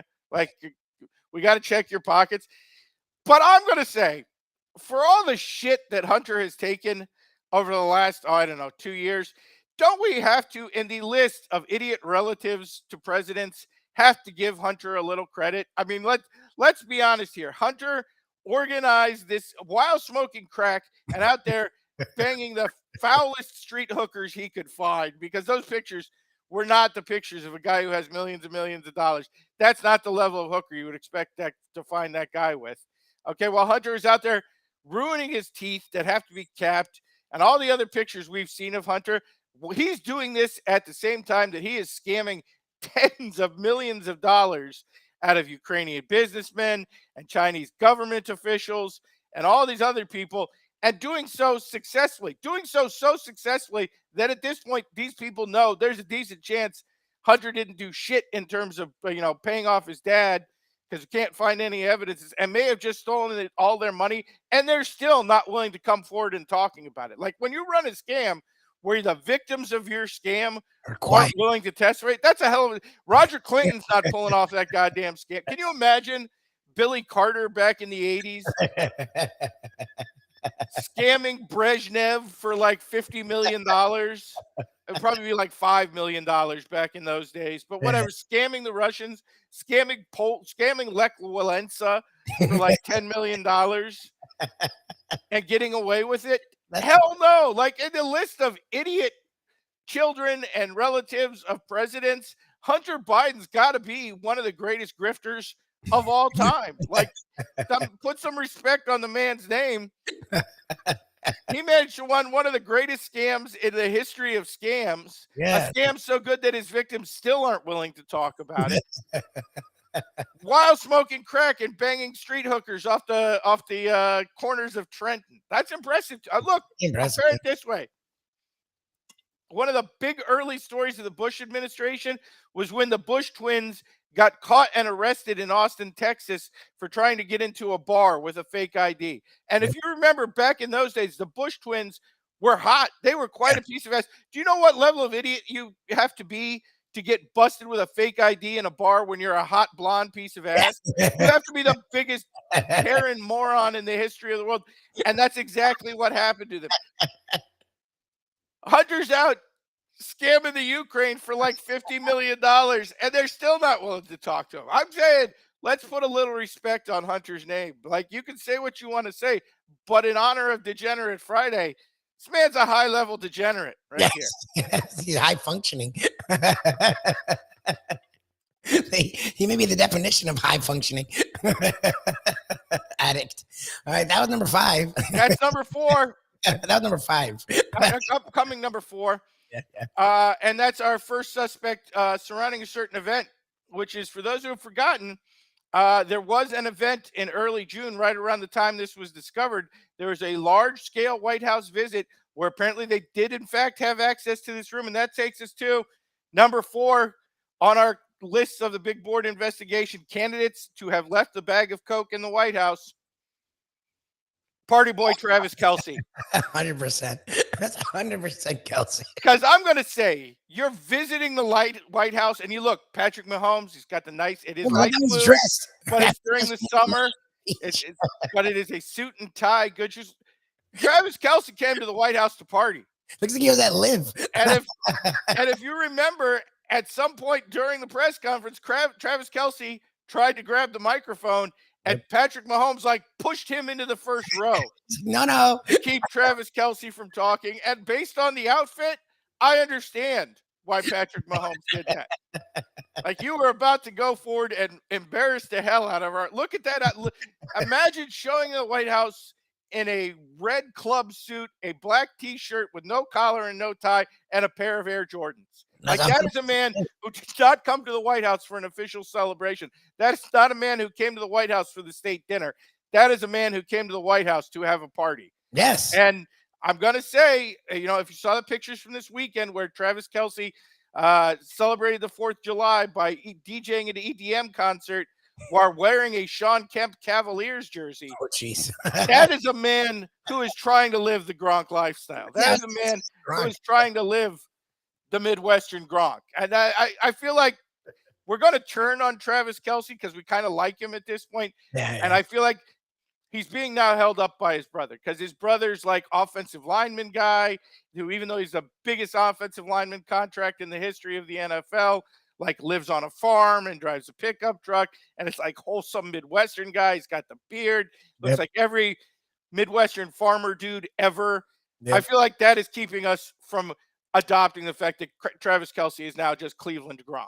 Like he's Gronk from Cleveland. Like they're the same dude. Gronk from Cleveland. But just based on the suit alone, in terms of who left the coke in the White House, I got to say, Travis Kelce deserves to be on the suspect list. Yeah, I don't think 4 is high enough. I'm really curious how your top 3 is because just looking at this outfit, that screams Miami Beach club, leaving the bathroom with white stuff on their face. Like number 3, a lot of time in Miami. Number 3 is higher than Travis Kelce just because we know the history here. And that is an important distinction. So who do you, if you're wondering number 3, it's again, the timing's a little off because this dinner took place in late May and it wasn't discovered to July, but sometimes a bag of Coke can just sort of sit there and then it falls out of the little hole. You hit it in and maybe it gets discovered a month later. Number 3, well, we know Brittany Griner likes drugs. No. And we know she was at the White House Correspondents' Dinner. Griner. We don't know if she officially made it into the White House, but she was at the Correspondents' Dinner, so she was in D.C. where they met the Bidens. And we know if you're Brittany Griner at this point, you feel like you're above the law, right? Because if they will trade the world's biggest arms dealer, the most dangerous man on the planet, according to the FBI and the CIA at one point back in the 90s and the 2000s, if they will trade him for you, you might feel above the law at this point. You might feel like you are the type of person who can bring a bag of Coke into the White House. And again, we know she likes the drugs. So I feel like even though this will be somewhat controversial, Brittany Griner has to go on the suspect list.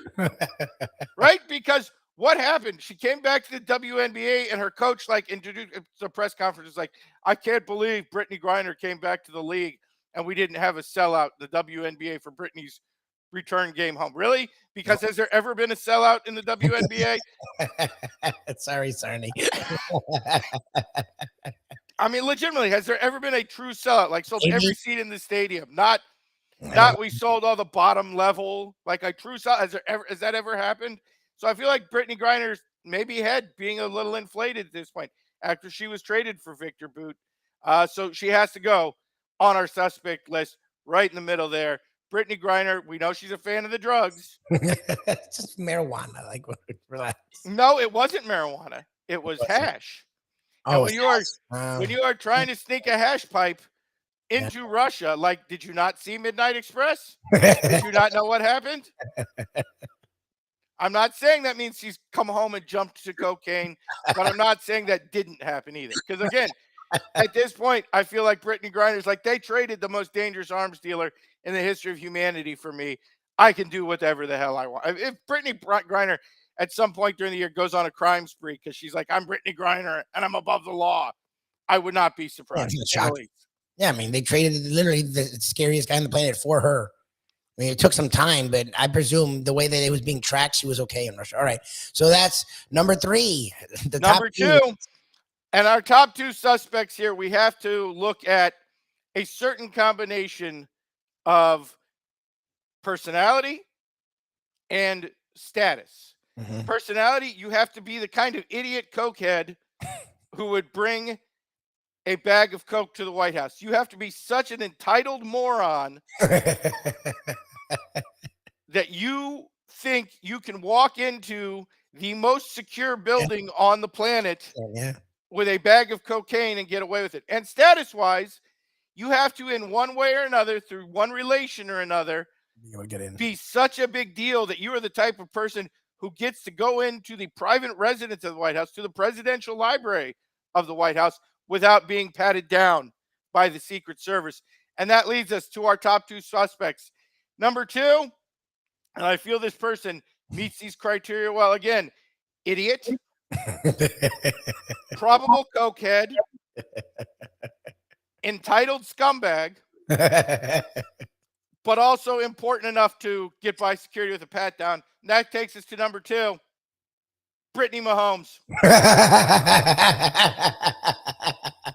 Oh, I think I know number 1 then. We've all seen Brittany Mahomes' behavior in public where she sprays a bottle of champagne all over Kansas City fans when it's minus 20 degrees out in Arrowhead Stadium. That's an entitled scumbag right there. That's the kind of idiot who thinks people are going to be happy to be sprayed with cold-ass champagne in freezing weather. Gonna say, given her general behavior, and by the way, if people don't know this picture this week, Brittany Mahomes took a bunch of grief from PETA because she molested a dolphin while she was on vacation. And I'm never on the side of PETA, but any opportunity to slam Brittany Mahomes, I'm on the side of PETA on this particular. I don't actually like the Dolphins. Clearly, don't like this behavior. No, it's bad. That's Dolphins why, for those of you who don't know, the Dolphins have actually attempted to rape women during these things because that's how angry Dolphins are not angry animals. Dolphins like to play with the balls and swim with people, but they're so tired of these kind of interactions that they've actually turned to rape as their revenge. That's the thing. That tells you how the Dolphins feel about this.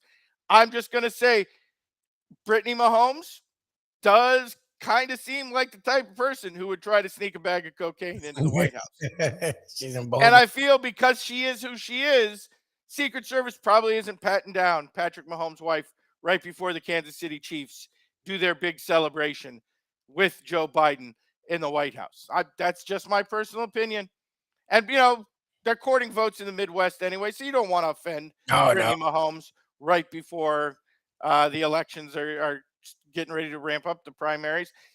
Number 2 candidate, Brittany Mahomes. That's true. And I think everybody now knows who our number 1 candidate is. And that, of course, is the man who actually did this, Jackson Mahomes. And for people who are wondering, this is about a year ago at a concert he attended with his brother and his wife, Brittany, and Patrick's wife, Brittany. This is a picture of Jackson Mahomes putting something in his nose and then wiping his nose at a concert 5 minutes later. That showed up all over the internet at the time. So I'm just saying, it looks like we do have a little bit of a history with the powder here, of some sort of powder. I'm not saying it's necessarily cocaine. Maybe he's got an allergy problem. Maybe he's taking his Zyrtec in a way that nobody else ever has by snorting it. But go on the list again here. Idiot, check. Cokehead, certainly looks like it's possible. Yep. Entitled scumbag. Well, there is no bigger entitled scumbag than Jackson Mahomes. We know that from his sexual assault case, from the way he has ripped Kansas City restaurants and bars for making him wait 5 minutes, and big enough deal to possibly get into the White House without a pat down from the Secret Service. Well, again, Patrick Mahomes' brother on Kansas City Chiefs Day. And on top of it, Jackson Mahomes is actually a TikTok star. He's a major influencer. Yeah. So a guy, maybe the Secret Service wouldn't actually pat down. Maybe they didn't know about Jackson Mahomes. But I'm saying if I had to place a bet on this, Jackson Mahomes should clearly be the favorite on terms of who snuck cocaine in the White House. And that, folks, is our big board investigation. Part 2 of the big board investigation, where we're just dealing in the facts here of who snuck cocaine into the White House. You're the best, Ken, man. Good luck with your Aussie Rules plays this weekend.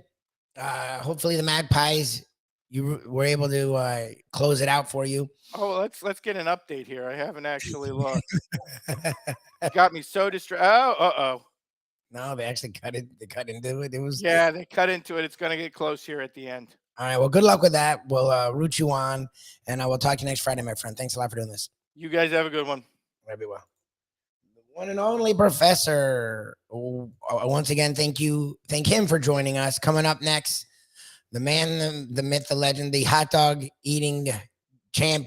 He's not the hot dog eating champion. He sucks at the contest, but the man that can eat half a sandwich in one bite, can make a hot dog look like a 4-year-old ate it. The one and only Mike Mayo will be joining me next here, the Gambling Gourmet, on the Defo Show. No Defo, just Lubie on South Florida Live. Ponies in Style at Champions, the outstanding simulcasting room at beautiful Hialeah Park. Yes, the grand old lady of thoroughbred racing has never been more vibrant, and you can wager on the races from the top tracks around the country while enjoying a cocktail at the Brass Rail Bar or any of the fine food served throughout the facility. If poker is your game, you're covered in style, and you can play all your favorite Vegas-style games, including blackjack, craps, and roulette, in Hialeah Park's sizzling hot casino. Get a player's card when you walk through the door for all kinds of generous amenities, including our favorite, free play, when you come out to the ultimate casino and entertainment destination, Hialeah Park. These days, we're all looking for comfort anywhere we can find it. Thank goodness for Landlubbers Raw Bar and Grill in Plantation, because they are making sure you are as comfortable as possible. First of all, they're not only open for delivery and pickup. All you have to do is go to landlubbersbarandgrill.com for both pickup and free delivery. You're going to have the best wings in the world. You're going to have a great burger. You're going to have their amazing soups. Again, Landlubbers Raw Bar and Grill. It's nice and easy. Just go to landlubbersbarandgrill.com for both your pickup and free delivery. Thank goodness for Landlubbers for making you always feel right at home. Are you looking to buy your first home? Have you been turned down for a loan? Do you need to refinance or get money out of your home? Call Michael Kodsey, CEO of Choice Mortgage. He's been helping the South Florida community get mortgages for 30 years. Hi, this is Michael Kotsey, CEO of Choice Mortgage. We have the most competitive fixed rates in the market. Call me 24/7, 561-441-2730. And remember, I don't just work banking hours. To make the right choice for your home, call Choice Mortgage today.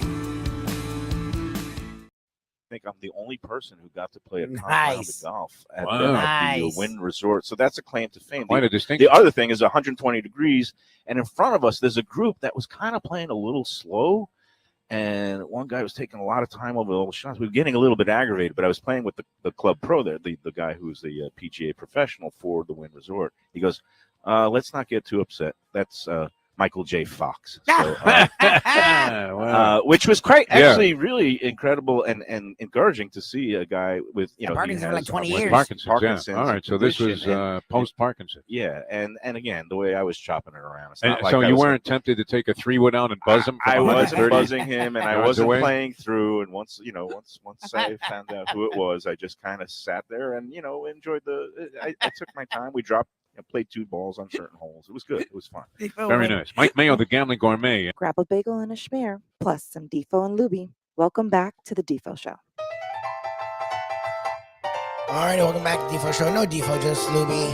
You'll see this gentleman in all his splendor, literally, as he'll be probably riding his way through some kind of food. At a Gulfstream Park, Ken Palms today at 12 o'clock here for Mike Mayo's Lunchbox, and also the Monster. Did you say 111,000 now? Betsy, South Florida Facebook group. The one and only Mike Mayo joins me today. Good morning, Mr. Mayo. Good morning, Lubie. And 111,000. We're going to have 2 special guest co-hosts today because when you're missing Defo, you really need 2 people to replace that legend. I hope he's having a good time. Have heard very sporadically, from him. He was in the race book yesterday. He was giving out hunch plays that there was a horse named Foodie at Laurel yesterday in the first race, and he ran up the track. So I told him to lose my number. I can't wait to hear about all the Italian restaurants that he ate in, old and new. He's apparently, he's branching out. I'm very impressed because, who says you can't teach an old dog new tricks when he's going to these like fancy new joints that have all the buzz. I'm very impressed. I think the gambling gourmet has rubbed off on Defo. 100%. He's broadening his horizons. Of course, he talked about Chef Volus for the last month and a half, but he will go somewhere else that he talked about for like 3 seconds. And hopefully he'll actually give us a nice report and maybe take some mayo pictures. And he'll order the chicken parmesan because he's so daring. Hey, you've actually gotten him to dive into some other world. So maybe he'll do some other things. I was very impressed last week at Casa Calabria. We love Frank Talrico on board now as an official sponsor of the Lunchbox and the South Florida Live programming. And again, he hit us with a great spread there. And I love the octopus that came out. And Defo, he made a little face. I guess he's the kind of guy I could imagine, like growing up, he couldn't imagine eating sushi, even though he downed all the smoked salmon in the world on top of his bagels and cream cheese. But anyway, it was good to see him enjoy himself. We had a little birthday feast there at Casa Calabria last Friday. And man, that was good. And it was great because I put a picture up of the gnocchi, the one that you were right. And I got to give you props because, I was saying, maybe get the gnocchi with the vodka sauce. Well, they brought us out every gnocchi in the world, but the one that had that gorgonzola cream sauce topped with a little arugula, it not only did it taste great, but it photographed beautifully. And I put a picture of that up on Let's Eat, the group, last weekend when I was actually just kind of doing my usual bitch and moan fest about the group and the rules and how nobody follows the rules. But then I just said, and enjoy this picture of this gnocchi. And the thing got 43,000 views and like hundreds of comments. And I sent it to Frankie because he was like saying, are you going to review the Casa Calabria? I didn't even see that with Let's Eat. What's that? Well, I added it at the bottom, but a lot of people were saying that gnocchi looks great. We got to go there. I forgot about this place, so it's working. So that's I haven't even talked about it here, and I haven't even done a story yet on the socials. But like, it was interesting because Defo and I, actually, this audience does hear it because as much as we do that show, and not everyone who watches us watches that show, we do make fun of mayo here. So I actually have to sort of take back a lot of the shit we talk because we were there and we had the opportunity to get in the way and stop the freight train that is Mike Mayo ordering food that he shouldn't order. And my wife was there, who's the queen at keeping me in check. And Mayo Mustang's the queen at keeping Defo in check. So you would think the four of us could keep this man in check. No, we were innocent bystanders into what was a goddamn fucking feast beyond feast, where literally it took me 2 days. Like, I don't even know how long it's been in my life where it took me 2 days to recover from one meal. But I literally was like looking at food like, oh my God, I can't. Like, and this is what I do. I go around and I carry that little banner that George W. Bush had that says mission accomplished. And like when I was able to slip in and say, yeah, bring the veal parm too on the bone. And that platter of veal parm came out completely unnecessary. That besides the eggplant dish and the antipasta feast and all the fresh mozzarella, three different pastas and 3 different pastas and the fish. I gotta sing praises to that snapper. I mean, it was great. It was phenomenal, and seeing everybody just kind of like in pain and rolling and saying, but nobody stopped me. I mean, you tried, but you can't stop the gambling gourmet when he's on a roll. You can only hope to contain him, and then you only hope to have containers to bring home the leftovers, which containment of your digestion.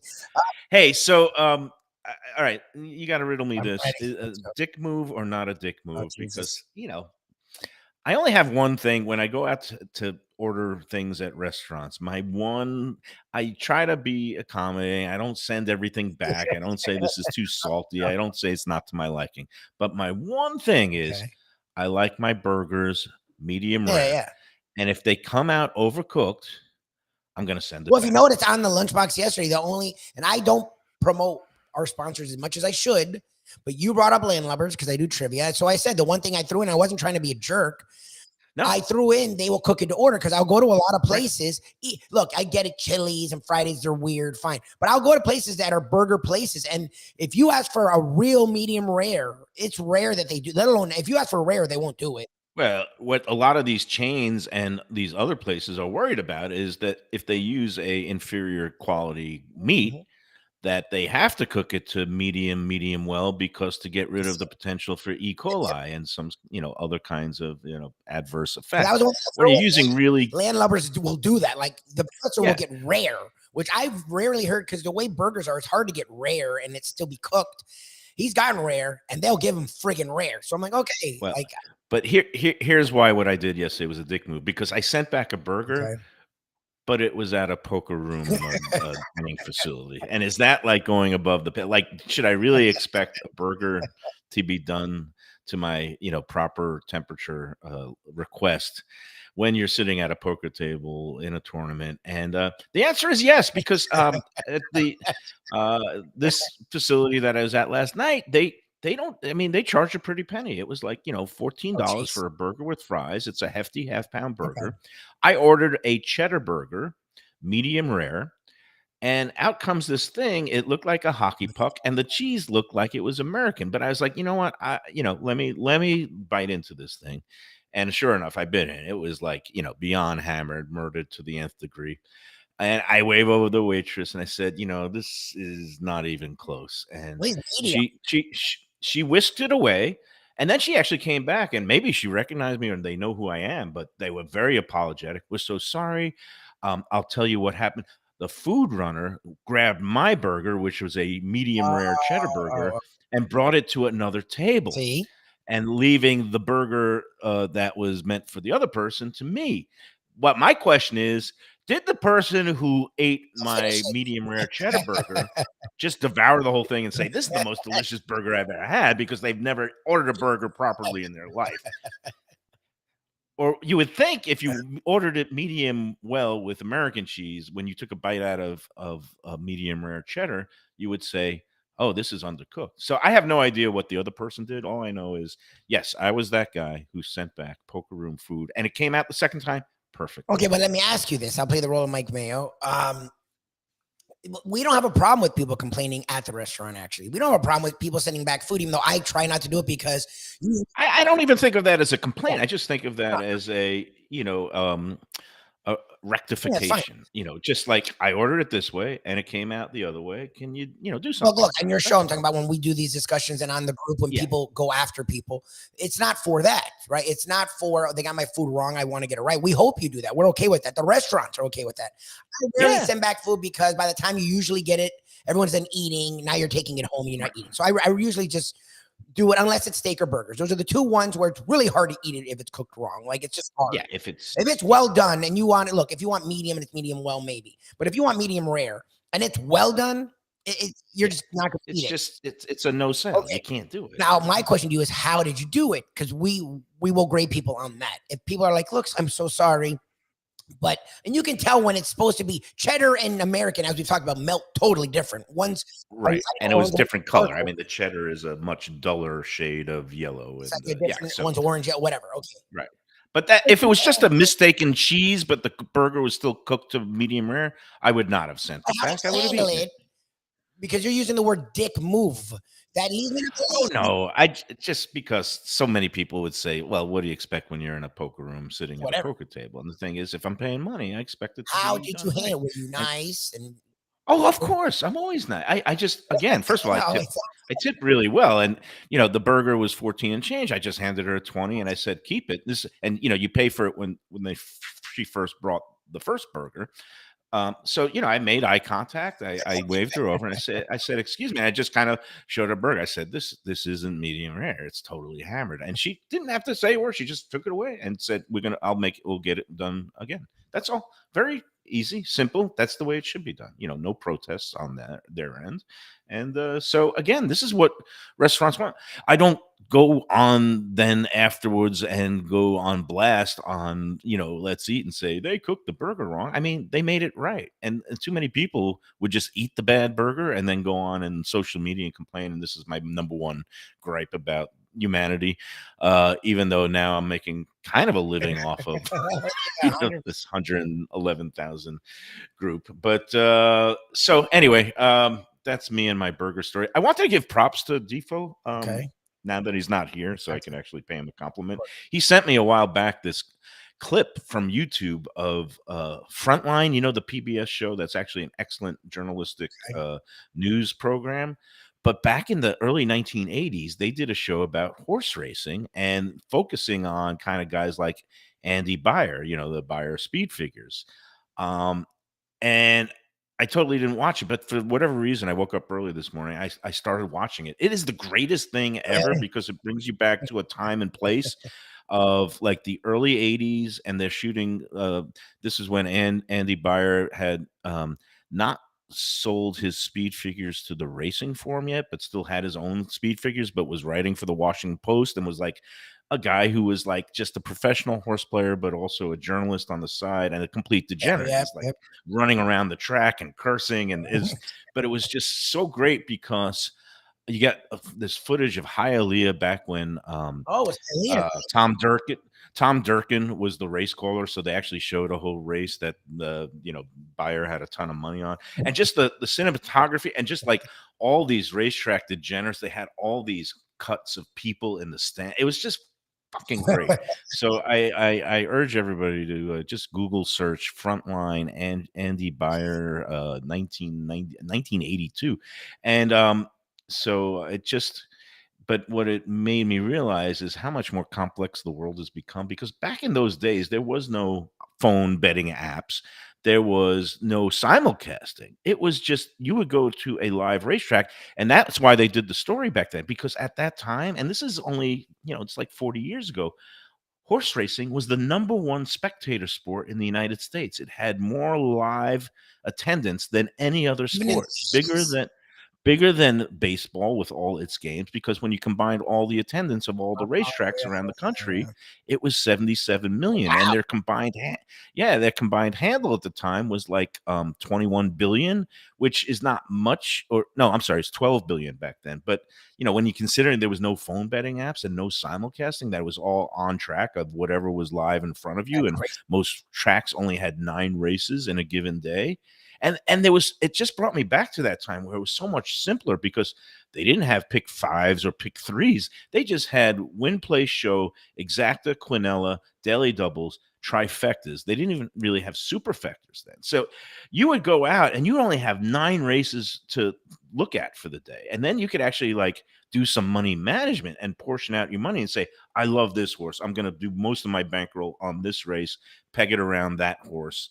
And you knew it was like, but now we're all just like Defo and I, we're going it's like crack every 5 seconds. There's a race going off around the country and you got no shot, absolutely no shot. But it just brought me back to a day when you could just concentrate on like going out to the races at Belmont Park or at Hialeah, and you just were focused on what was in front of you, and you just put like, $4.50 to win on a horse, and maybe did a $10 exacta box, and it was simpler times. And I guess I'm waxing nostalgic. You are waxing poetic. But the other thing it made me want to do is just plunge my guts out when we get to Gulfstream today. And I think I'm just going to go heavy on the first race, because our co-hosts will enjoy me screaming like Andy Beyer and cursing possibly. I've got $100 bill in my pocket left over from a whole week of degenerate activities. I haven't hit the ATM machine in over a week. So I think that 100 is going through the windows for the first race. There's going to be some heavy duty degeneracy going on with the gambling gourmet on the lunchbox. All right. Well, you talked about the gambling. We love picking your brain when it comes to restaurants, and we love not only discussing what you've done in the past, but forecasting what is to come. Are there any big food plans this weekend for the one and only Mike Mayo? Supposed to have dinner tonight with a certain person who she got a little disturbed because I guess she went back and started watching some of the lunch boxes. And one day we were talking about her, and she was like, I didn't know you were going to be talking about We told you what to tell her. And it's not a joke. Defo and I from the beginning have told any woman we're involved with, look, and they all watch. See, and you were like, she's not going to watch. She'll watch. They always watch. Shirley used to live, and she doesn't know anything about sports, hates sports. And the first, I think, 6 months we were together, she listened to the show every fucking day. So I had to tell her from the beginning, it's not all real. She had met Defo by the time, Defo, he bullshits and he doesn't give a shit. He will tell everything that's going on in our lives with a Defo twist. You have to give them the heads up. If you didn't, Right. You say you are now You're now a part of character in my life on the show. 100%. And I think she's okay with that. I mean, I think eventually after the shock wore off, and I said, "Did I say anything like bad?" Because I don't have no I can't remember anything. And she was like, "No, no." It was like I was like, and then I think she realized that this means that she's ascended to a place where it's it's actually not a terrible thing. But You didn't- to answer your question, I don't know yet. I haven't been to Runway 84 in a while. I've been on this Italian restaurant kick. Went to Heritage in Fort Lauderdale earlier this week, which I talked about Yes, on the lunchbox. Maybe I need to start doing a little sushi. I'd love to go to Kaizen, but he's on a cruise. My friend Oh, nice. is gone until I think next Monday. Yeah, he's done. He actually took for the first time since opening, Wow. almost it was like 3.5 years. Jeez. His first like week-long vacation. He went from July 1st to the 9th, and he got himself a nice Oh, good for him. one of those balcony Yeah. suites. So, but there will be eating. That's for sure. I just don't know exactly where yet. And I got to cut out early because I got to run to the pharmacy and get something for my mom before 9:15. So I'm out of here. We'll see you at Gulfstream at noon, and we're gonna have a fun time.